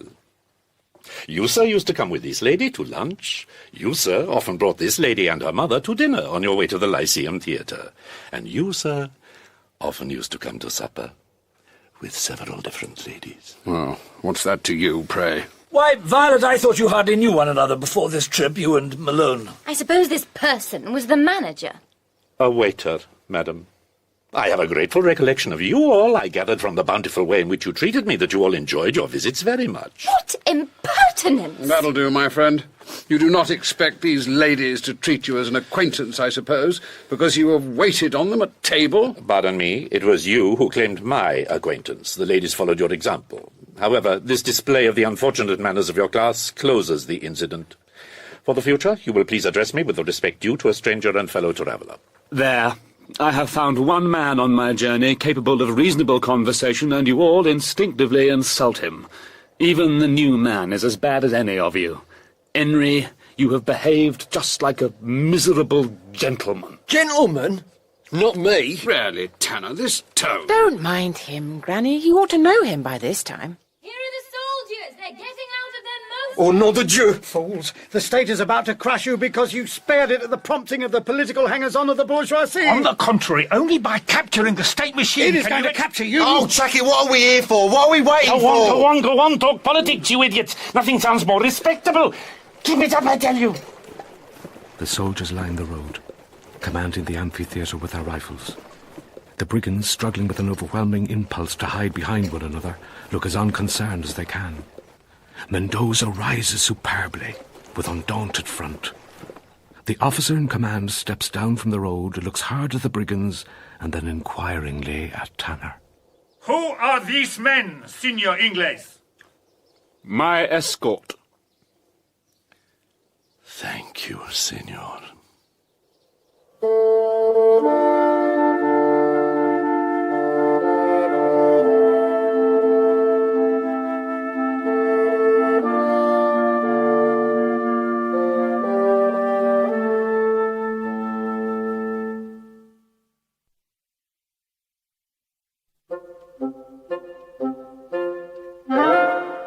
The garden of a villa in Granada is on a hill opposite the Alhambra, and the villa is as expensive and pretentious as a villa must be if it is to be let furnished by the week to opulent American and English visitors. Henry Straker is in his professional costume. He opens the gate for an elderly gentleman and follows him onto the lawn. Oh, go tell the young lady. She said you'd prefer to stay here. The young lady, that's Miss Violet, eh? Well, you know, don't you? Do I? Well, do you or don't you? What business is that of yours? Well, I'll tell you what business it is of mine. Miss Robinson... Oh, her name is Robinson, is it? Thank you. Why, you don't know even her name? Yes, I do. Now you've told me. Look here, what do you mean by getting into my car and letting me bring you here if you're not the person I took that note to? Who else did you take it to, pray? I took it to Mr. Hector Malone at Miss Robinson's request, see? Miss Robinson is not my principal. I took it to oblige her. I know Mr. Malone and he ain't you, not by a long chalk. At the hotel, they told me that your name is Hector Malone. Hector Malone. Hector in your own country. That's what comes of living in provincial places like Ireland and America. Over here, you're Hector. If you haven't noticed it before, you soon will. Did you take my message? Yes, miss, I took it to the hotel and sent it up expecting to see young Mr. Malone. Then out walks this gent and says it's all right and he'll come with me. So as the hotel people said he was Mr. Hector Malone, I fetched him. And now he goes back on what he said. But if he isn't the gentleman you meant, say the word. It's easy enough to fetch him back again. I should esteem it a great favour if I might have a short conversation with you, madam. I am Hector's father, as this bright Britisher would have guessed in the course of another hour or so. No, not in another year or so. When we've had you as long to polish up as we've had him, perhaps you'll begin to look a little bit up to his mark. At present you fall a long way short. You've got too many H's for one thing. All right, miss, you want to talk to him? I shan't intrude. I am so sorry, Mr. Malone, if that man has been rude to you. But what can we do? He is our chauffeur. You're what? The driver of our automobile. He can drive a car at 70 miles an hour and mend it when it breaks down. We are dependent on our motor cars, and our motor cars are dependent on him, so of course we are dependent on him. I've noticed, madam, that every $1,000 an Englishman gets seems to add one to the number of people he's dependent on. However, you needn't apologize for your man. I made him talk on purpose. By doing so, I've learnt that you're staying here in Grenada with a party of English, including my son Hector. Yes. We intended to go to Nice, but we had to follow a rather eccentric member of our party who started first and came here. Won't you sit down? Ah, thank you. Miss Robinson, I believe? Yes. Your note to Hector runs as follows. Dearest, they have all gone to the Alhambra for the afternoon. I have shammed headache and have the garden all to myself. Jump into Jack's motor. Straker will rattle you here in a jiffy. Quick, quick, quick. Your loving Violet. Now, I don't know on what terms young people associate in English society, but in America that note would be considered to imply a very considerable degree of affectionate intimacy between the parties. Yes, I know your son very well, Mr. Malone. Have you any objection? No objection, exactly, provided it is understood that my son is altogether dependent on me, and that I have to be consulted in any important step he may propose to take. I am sure you would not be unreasonable with him, Mr. Malone. I hope not, Miss Robinson, but at your age you might think many things unreasonable that don't seem so to me. Oh, well, I suppose there's no use our playing at cross purposes, Mr. Malone. Hector wants to marry me. I inferred from your note that he might. Well, Miss Robinson, he is his own master, but if he marries you, he shall not have a rap from me. That is not very complimentary to me, Mr. Malone. I say nothing against you, Miss Robinson. I dare say you are an amiable and excellent young lady, but I have other views for Hector. Hector may not have other views for himself, Mr. Malone. Possibly not. Then he does without me, that's all. I dare say you're prepared for that. When a young lady writes to a young man to come to her quick, quick, quick, money seems nothing and love seems everything. I beg your pardon, Mr. Malone. I do not think anything so foolish. Hector must have money. Oh, very well, very well. No doubt he can work for it. What is the use of having money if you have to work for it? It's all nonsense, Mr. Malone. You must enable your son to keep up his position. It is his right. I should not advise you to marry him on the strength of that right, Miss Robinson. What objection have you to me, pray? My social position is as good as Hector's, to say the least. He admits it. You tell him so from time to time, eh? Hector's social position in England, Miss Robinson, is just what I choose to buy for him. I've made him a fair offer. Let him pick out the most historic house, castle, or abbey that England contains. The very day he tells me he wants it for a wife worthy of its traditions, I buy it for him and give him the means of keeping it up. What do you mean by a wife worthy of its traditions? Cannot any well-bred woman keep such a house for him? No, she must be born to it. Hector was not born to it, was he? His grandmother was a barefooted Irish girl that nursed me by a turf fire. Let him marry another such, and I'll not stint her marriage portion. Let him raise himself socially with my money, or raise somebody else. So long as there's a social profit somewhere, I'll regard my expenditure as justified. But there must be a profit for someone. A marriage with you would leave things just where they are. Many of my relations would object very much to my marrying the grandson of a common woman, Mr. Malone. That may be prejudice, but so is your desire to have him marry a title prejudice. You seem a pretty straightforward, downright sort of a young woman. I do not see why I should be made miserably poor because I cannot make profits for you. Why do you want to make Hector unhappy? He will get over it all right enough. Men thrive better on disappointments in love than on disappointments in money. I dare say you think that's sordid, but I know what I'm talking about. Me father died of starvation in Ireland, in the Black 47. Maybe you heard of it.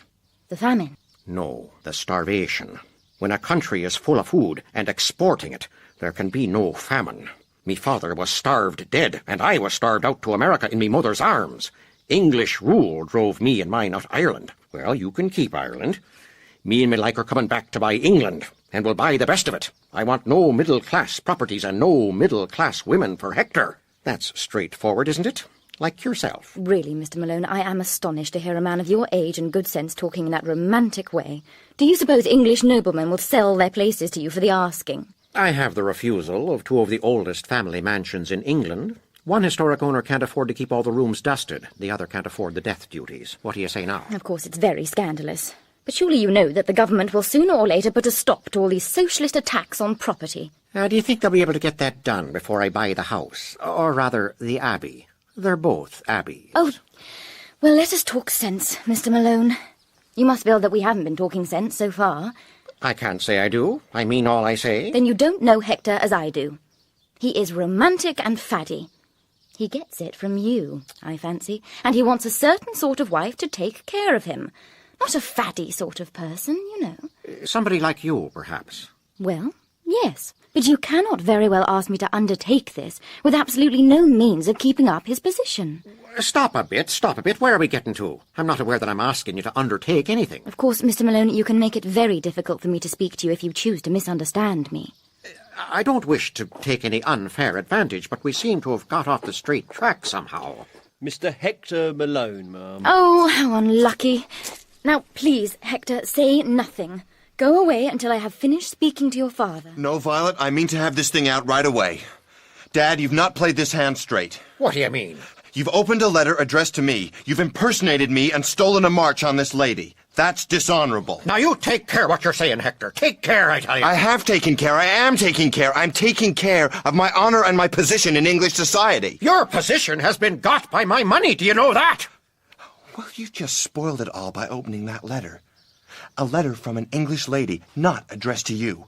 A confidential letter, a delicate letter, a private letter, opened by my father. That's the sort of thing a man can't struggle against in England. The sooner we go back together, the better. Don't be unreasonable, Hector. It was quite natural for Mr. Malone to open my letter. His name was on the envelope. There! You've no common sense, Hector. I thank you, Miss Robinson. I thank you, too. It's very kind of you. My father knows no better. Hector! Oh, it's no use hectoring me. A private letter's a private letter, Dad. You can't get over that. I won't be talked back to by you, do you hear? Shh, please, please. Oh, here they all come. Back already? The Alhambra is not open this afternoon. Oh, what a sell. Is it wise for you to be out in the sunshine with such a headache, Violet? Have you recovered too, Malone? Oh, I forgot. We've not all met before. Mr. Malone, won't you introduce your father? No, I will not. He is no father of mine. You disown your dad before your English friends, do you? Please don't make a scene. I'm very sorry, Miss Robinson, but I'm contending for a principle. I am a son, and I hope a dutiful one, but before everything, I'm a man. And when Dad treats my private letters as his own, and takes it on himself to say that I shan't marry you if I am happy and fortunate enough to gain your consent, then I just snap my fingers and go my own way. Marry Violet? You in your senses? Do you forget what I told you? I don't care what you told me. Tut, tut, sir. Monstrous. Another madman. These men in love should be locked up. I don't understand this. Is Hector not good enough for this lady, pray? My dear sir, the lady is married already. Hector knows it, and yet he persists in his infatuation. Take him home and lock him up. So, this is the high-born social tone I've spoilt by me ignorant, uncultivated behaviour. Making love to a married woman. You've picked up that habit in the British aristocracy, have you? Oh, that's all right. Don't you trouble yourself about that. I'll answer for the morality of what I'm doing. Well said, Malone. You see also that mere marriage laws are not morality. I agree with you, but unfortunately Violet does not. I take leave to doubt that, sir. Let me tell you, Mrs. Robinson, or whatever your right name is, you had no right to send that letter to my son when you were the wife of another man. This is the last straw. Dad, you have insulted my wife. Your wife? You, the missing husband. Another moral impostor. You've married without my consent. You have deliberately humbugged us, sir. Here, I have had just about enough of being badgered. Violet and I are married. That's the long and the short of it. Now what have you got to say? Any of you? I know what I've got to say. She's married a beggar. No. She's married a worker. I start to earn my living this very afternoon. Oh, yes, you're very plucky now, because you've got your remittance from me yesterday or this morning, I reckon. Wait till it's spent. You won't be so full of cheek then. Here it is.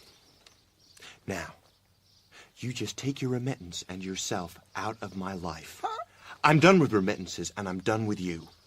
I don't sell the privilege of insulting my wife for $1,000. Hector, you don't know what poverty is. Well, I want to know what it is. I want to be a man. Violet, you come along with me to your own home. I'll see you through. I hope you'll shake hands with me before you go, Hector. I admire and respect you more than I can say. Oh, don't be an idiot, Tavy. Hector's about as fit to become a workman as you are. Never fear. There's no question of his becoming a navvy, Mrs. Malone. There's really no difficulty about capital to start with. Treat me as a friend. Draw on me. Or on me. Who wants your dirty money? Who should he draw on but his own father? Hector, don't be rash, my boy. I'm sorry for what I said. I never meant to insult Violet. I take it all back. She's just the wife you want. There. Well, that's all right, Dad. Say no more. We're friends again. Only I take no money from anybody. Don't be hard on me, Hector. I'd rather you quarrelled and took the money than made friends and starved. You don't know what the world is. I do. No! That's fixed. That's not going to change. Come, Mrs. Malone. You've got to move to the hotel with me and take your proper place before the world. But I must go in, dear, and tell Davis to pack. Won't you go and make them give you a room overlooking the garden for me? I'll join you in half an hour. Very well. You'll dine with us, Dad, won't you? Yes. See you all later.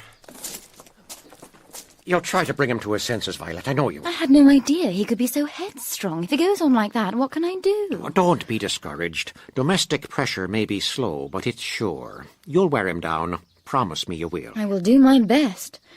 Of course, I think it's the greatest nonsense, deliberately making us poor like that. Of course it is. You'd better give me the remittance. He will want it for his hotel bill. I'll see whether I can induce him to accept it. Not now, of course, but presently. Yes, just the thing. $1,000 bill. You understand that this is only a bachelor allowance. Oh, quite. Thank you. By the way, Mr. Malone, those 2 houses you mentioned, the Abbeys?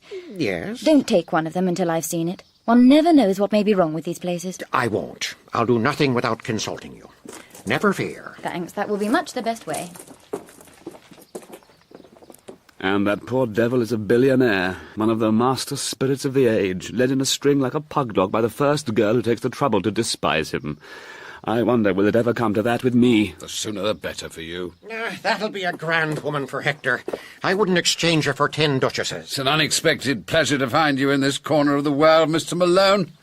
Have you come to buy up the Alhambra? Well, I don't say I mightn't. I think I could do better with it than the Spanish government. But that's not what I came about.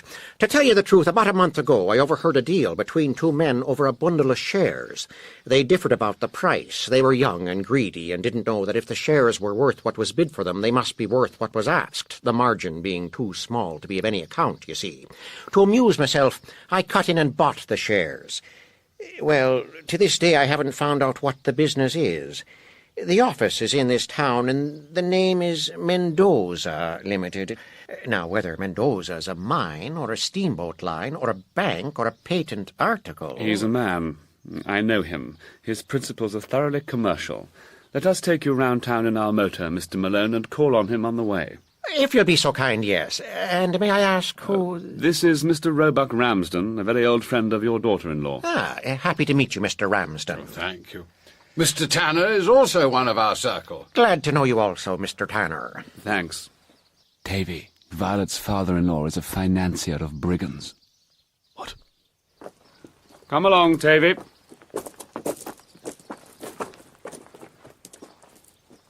Won't you go with them, Tavy? You cut me to the heart, Anne, by wanting me to go. Oh, poor Ricky-Ticky Tavy. Poor heart. It belongs to you, Anne. Forgive me, I must speak of it. I love you. You know I love you. What's the good, Tavy? You know that my mother is determined that I shall marry Jack. Jack? It seems absurd, doesn't it? Do you mean to say that Jack has been playing with me all this time? That he's been urging me not to marry you because he intends to marry you himself? Oh, no. You mustn't lead him to believe that I said that. I don't for a moment think that Jack knows his own mind. But it's clear from my father's will that he wished me to marry Jack, and my mother is set on it. But You're not bound to sacrifice yourself always to the wishes of your parents. My father loved me. My mother loves me. Surely their wishes are a better guide than my own selfishness. Oh, I know how unselfish you are, Anne, but believe me, though I know I am speaking in my own interest, there is another side to this question. Is it fair to Jack to marry him if you do not love him? Is it fair to destroy my happiness as well as your own if you can bring yourself to love me? Tavy, my dear, you are a nice creature. A good boy. Is that all? That's a great deal, I assure you. You would always worship the ground I trod on, wouldn't you?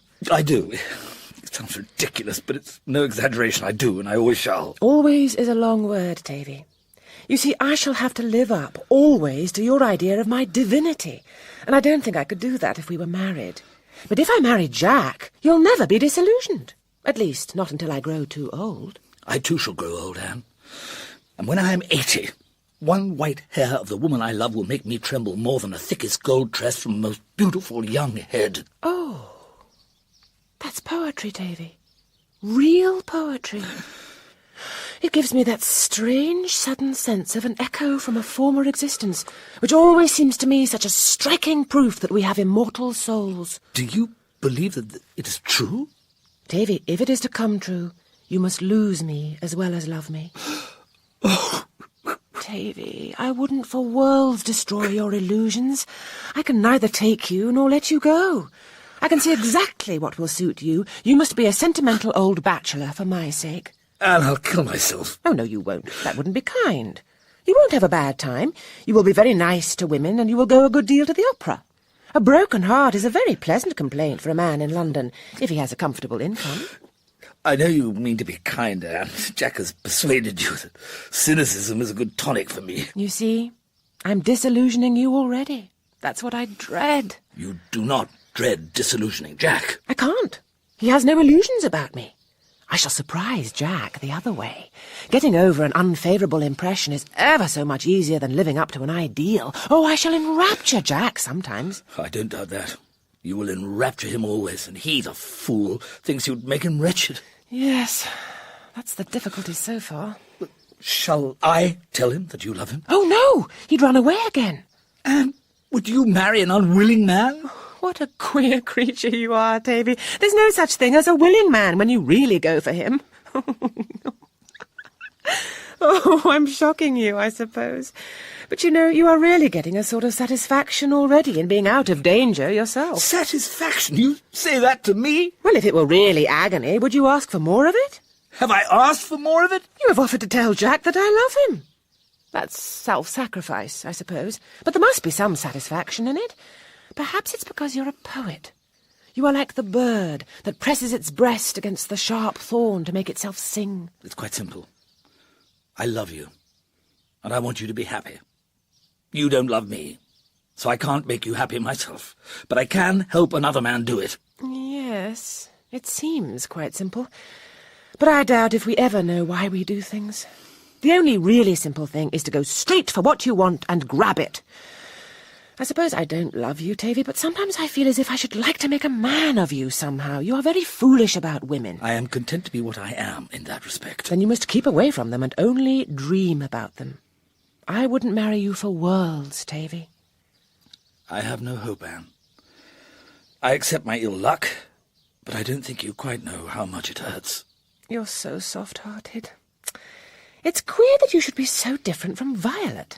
Violet's as hard as nails. No, I'm sure Violet is thoroughly womanly at heart. Now, why do you say that? Is it unwomanly to be thoughtful and businesslike and sensible? Do you want Violet to be an idiot? Or something worse, like me? Something worse? Like you?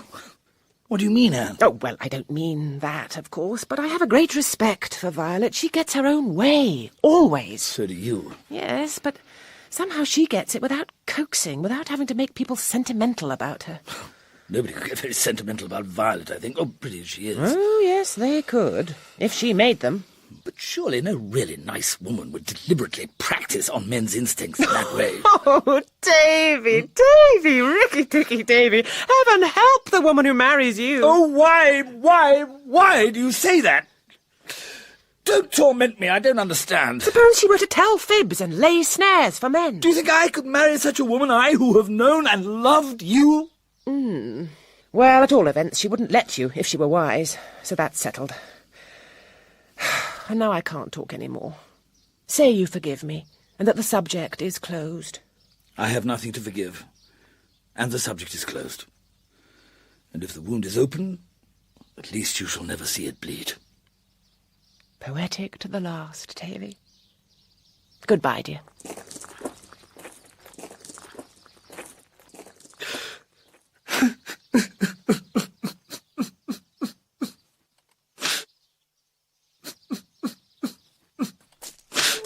What's the matter, Tavy? Are you ill? No, nothing. But you're crying. Is it about Violet's marriage? No. Who told you about Violet? I met Roebuck and that awful old Irishman. Are you sure you're not ill? What's the matter? It's nothing. Only a man's broken heart. Doesn't that sound ridiculous?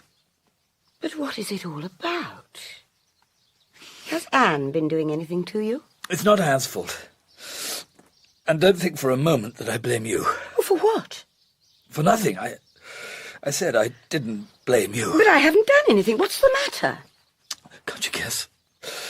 I dare say you're right to prefer Jack to me as a husband for Anne, but I love Anne, and it hurts rather. Does Anne say that I want her to marry Jack? Yes, she's told me. Then I'm very sorry for you, Tavy. It's only her way of saying she wants to marry Jack. Little she cares what I say or what I want. But she would not say it unless she believed it. Surely you don't suspect Anne of deceit? Well, never mind, Tavy. I don't know which is best for a young man, to know too little like you or too much like Jack. Well, I've disposed of old Malone, and I've introduced him to Mendoza Limited and left the two brigands together to talk it out. Hello, Tavy. Anything wrong? I must go wash my face, I see. Tell him what you wish. You may take it from me, Jack, that Anne approves of it. Approves of what? Of what Mrs. Whitefield wishes. This is very mysterious. What is it you wish? It shall be done, whatever it is. Oh, thank you, Jack.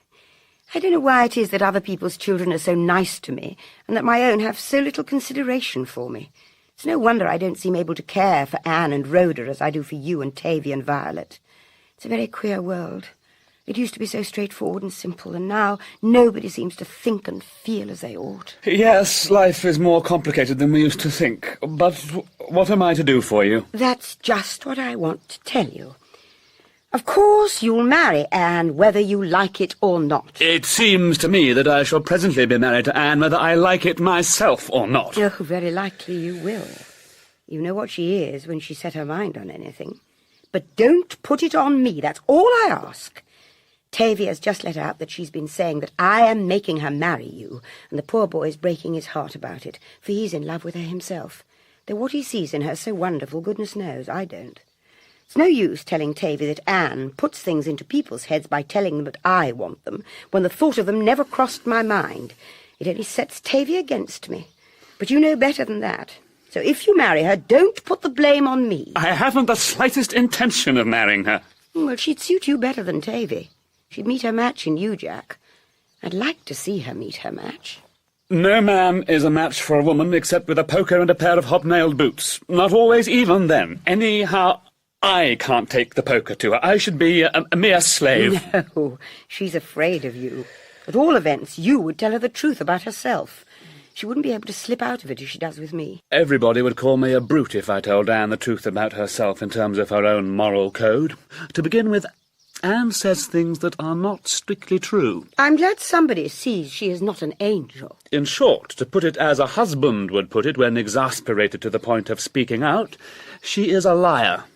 And since she has plunged Tavy head over ears in love with her without any intention of marrying him, she is a coquette. According to the standard definition of a coquette as a woman who rouses passions she has no intention of gratifying. And as she has now reduced you to the point of being willing to sacrifice me at the altar for the mere satisfaction of getting me to call her a liar to her face, I may conclude that she is a bully as well. She can't bully men as she bullies women, so she habitually and unscrupulously uses her personal fascination to make men give her whatever she wants. That makes her almost something for which I know no polite name. Well, you can't expect perfection, Jack. I don't. But what annoys me is that Anne does. I know perfectly well that all this about her being a liar and a bully and a coquette and so forth is a trumped-up moral indictment which might be brought against anybody. We all lie, we all bully as much as we dare, we all bid for admiration without the least intention of earning it, we all get as much rent as we can out of our powers of fascination. If Anne would admit this, I shouldn't quarrel with her, but she won't. If she has children, she'll take advantage of their telling lies to amuse herself by whacking them. If another woman makes eyes at me, she'll refuse to know a coquette. She'll do just what she likes herself, whilst insisting on everybody else doing what the conventional codes prescribes. In short, I can stand everything except her confounded hypocrisy. That's what beats me. Oh, she is a hypocrite. She is, isn't she? Then why do you want to marry me to her? Now, there now, put it on me, of course. Now, I never thought of it until Tavy told me she said I did. But, you know, I'm very fond of Tavy. He's a sort of son to me, and I don't want him to be trampled on and made wretched. Whereas I don't matter, I suppose. Oh, you're different somehow. You're able to take care of yourself. You'd serve her out. Anyway, she must marry somebody. Aha, there speaks the life instinct. You detest her, but you feel that you must get her married. Do you mean that I detest my own daughter?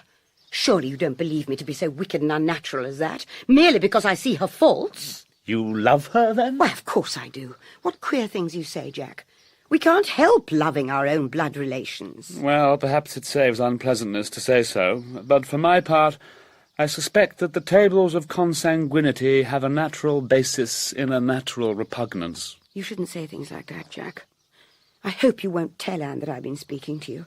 I only wanted to set myself right with you and Tavy. I couldn't sit mum chance and have everything put on me. Quite so. And now I've only made matters worse. Tavy's angry with me because I don't worship Anne, and when it's been put into my head that Anne ought to marry you, what can I say except that it would serve her right? Thank you. Now, don't be silly and twist what I say into something I don't mean.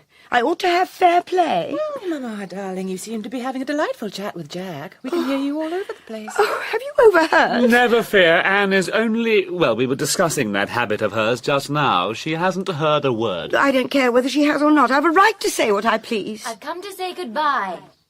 I'm off for my honeymoon. Oh, don't say that, Violet.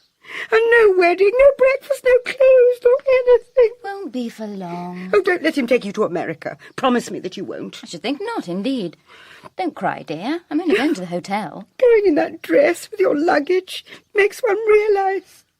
Oh, how I wish you were my daughter, Violet. Oh, there. So I am. Anne will be jealous. Anne doesn't care a bit for me. Why, Mother! Come now, you mustn't cry any more. You know Violet doesn't like it. Goodbye, Jack. Goodbye, Violet. The sooner you get married too, the better. You will be much less misunderstood. I quite expected to get married in the course of the afternoon. You all seem to have set your minds on it. You might do worse. Mrs. Whitefield, let me take you to the hotel. The drive will do you good. Come in and get a wrap. Oh, I don't know what I shall do when you are gone, with no one but Anne in the house, and she always occupied with the men.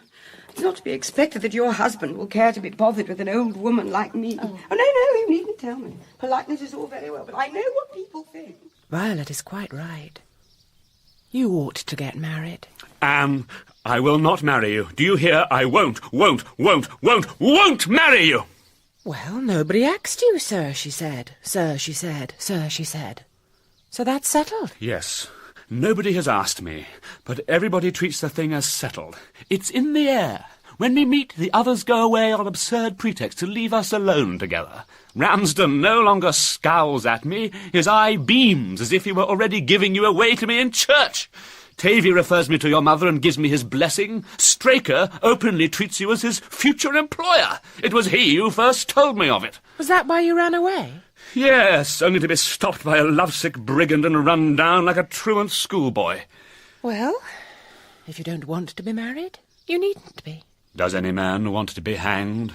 Yet men let themselves be hanged without a struggle for life, that they could at least give the chaplain a black eye. We do the world's will, not our own. I have a frightful feeling that I shall let myself be married because it is the world's will that you should have a husband. Oh, I dare say I shall. Some day. But why me? Me of all men? Marriage is to me apostasy, profanation of the sanctuary of my soul, violation of my manhood, sale of my birthright, shameful surrender, ignominious capitulation, acceptance of defeat. I shall decay like a thing that has served its purpose and is done with. I shall change from a man with a future to a man with a past. I shall see in the greasy eyes of all the other husbands their relief at the arrival of a new prisoner to share their ignominy. The young men will scorn me as one who has sold out. To the women, I, who have always been an enigma and a possibility, shall be merely somebody else's property, and damaged goods at that. A second-hand man at best. Well, your wife can put on a cap and make herself ugly to keep you in countenance, like my grandmother. So that she may make her triumph more insolent by publicly throwing away the bait the moment the trap snaps on the victim. After all, though, what difference would it make? Beauty is all very well at first sight, but whoever looks at it when it has been in the house 3 days? I thought our pictures very lovely when Papa bought them, but I haven't looked at them for years. You never bother about my looks. You're too well used to me. I might be the umbrella stand. You lie, you vampire, you lie. Flatterer. Why are you trying to fascinate me, Jack, if you don't want to marry me? The life force. I am in the grip of the life force. I don't understand in the least. It sounds like the lifeguards. Why don't you marry Tavy? He is willing. Can you not be satisfied unless your prey struggles? Tavy will never marry. Haven't you noticed that sort of man never marries? What? A man who idolizes women, who sees nothing in nature but romantic scenery for love duets. Tavy, the chivalrous, the faithful, the tender-hearted and true. Tavy never marry? Why, he was born to be swept by the first pair of blue eyes he meets in the street. Yes, I know. All the same, Jack, men like that always live in comfortable bachelor lodgings with broken hearts and are adored by their landladies and never get married. Men like you always get married. Oh, how frightfully, horribly true. It has been staring me in the face all my life, and I never saw it before. Oh, it's the same with women. The poetic temperament's a very nice temperament, very amiable, very harmless, and very poetic, I dare say. But it's an old maid's temperament. Barren. The life force passes it by. If that's what you mean by the life force, yes. You don't care for Tavy? No. And you do care for me? Now, Jack, behave yourself. Infamous, abandoned woman, devil! Boa constrictor, elephant! Hypocrite! I must be. For my future husband's sake. For mine! I mean, for his. Yes, for yours. You had better marry what you call a hypocrite, Jack. Women who are not hypocrites go about in rational dress and are insulted and get into all sorts of hot water. And then their husbands get dragged in, too, and live in continual dread of fresh complications. Wouldn't you prefer a wife you could depend on? No, 1,000 times no. Hot water is the revolutionist's element. You clean men as you clean milk pails by scolding them. Cold water has its uses, too. It's healthy. Oh, you are witty. At the supreme moment, the life force endows you with every quality. Well, I, too, can be a hypocrite. Your father's will appointed me your guardian, not your suitor. I shall be faithful to my trust. He asked me who I would have as my guardian before he made that will. I chose you. Oh, the will is yours, then. The trap was laid from the beginning. From the beginning. From our childhood. From both of us, by the life force. I will not marry you. I will not marry you. Oh, you will. You will. I tell you no, no, no. I tell you yes. Yes, yes. No. Yes, before it is too late for repentance. Yes. When did all this happen to me before? Are we two dreaming? No, we're awake. And you have said no. That is all. Well? Well, I made a mistake. You do not love me.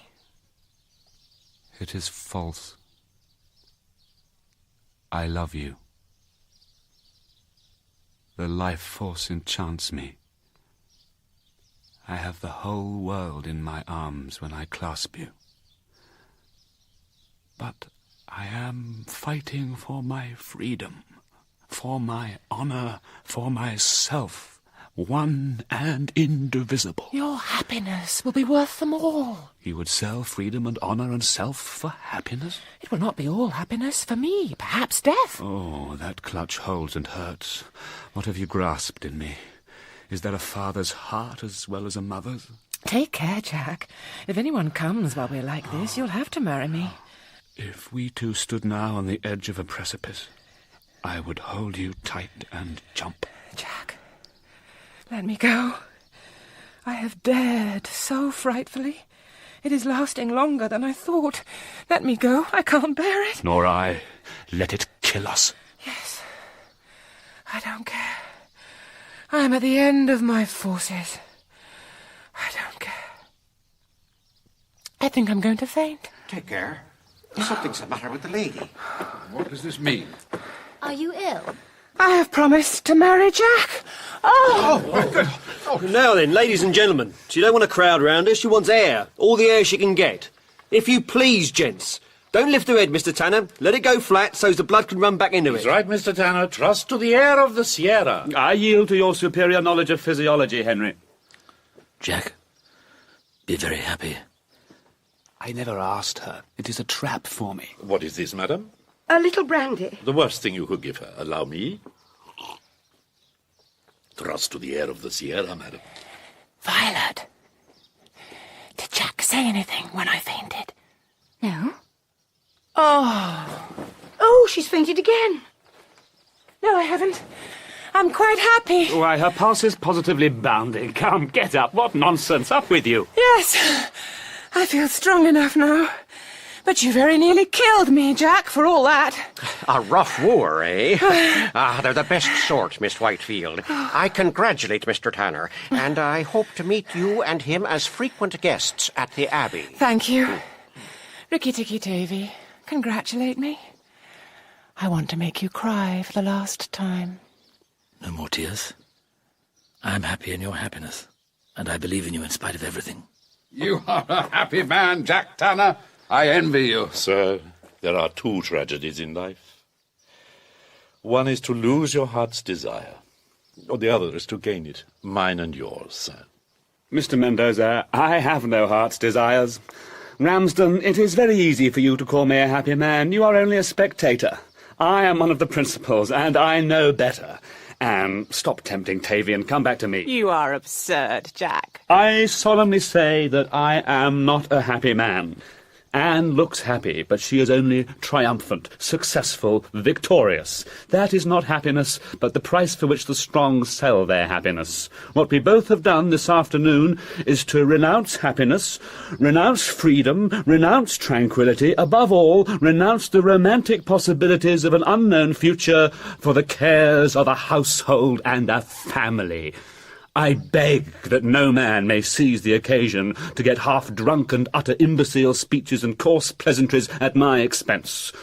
We propose to furnish our own house according to our own taste, and I hereby give notice that the 7 or 8 travelling clocks, the 4 or 5 dressing cases, the carvers and fish slices, the copies of Patmore's Angel in the House and Extra Morocco, and the other articles you are preparing to heap upon us will be instantly sold, and the proceeds devoted to circulating free copies of the Revolutionist's Handbook. The wedding will take place 3 days after our return to England by special licence at the office of the District Superintendent Registrar, in the presence of my solicitor and his clerk, who, like his clients, will be in ordinary walking dress. You are a brute, Jack. Never mind her, dear. Go on talking. Talking?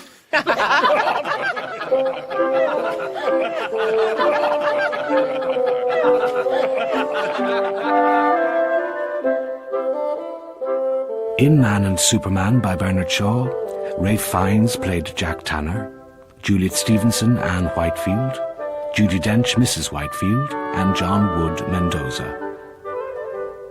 John Standing was Roebuck Ramsden, Paul Merton, Henry Straker, Nicholas Le Provost, Octavius Robinson, and Victoria Hamilton, Violet Robinson.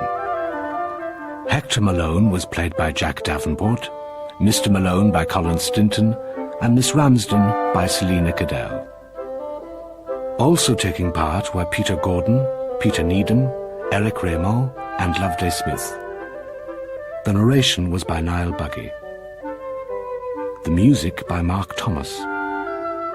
Man and Superman was directed by Peter Hall, produced by Catherine Bailey, and was an independent production by Catherine Bailey Limited for Radio 3.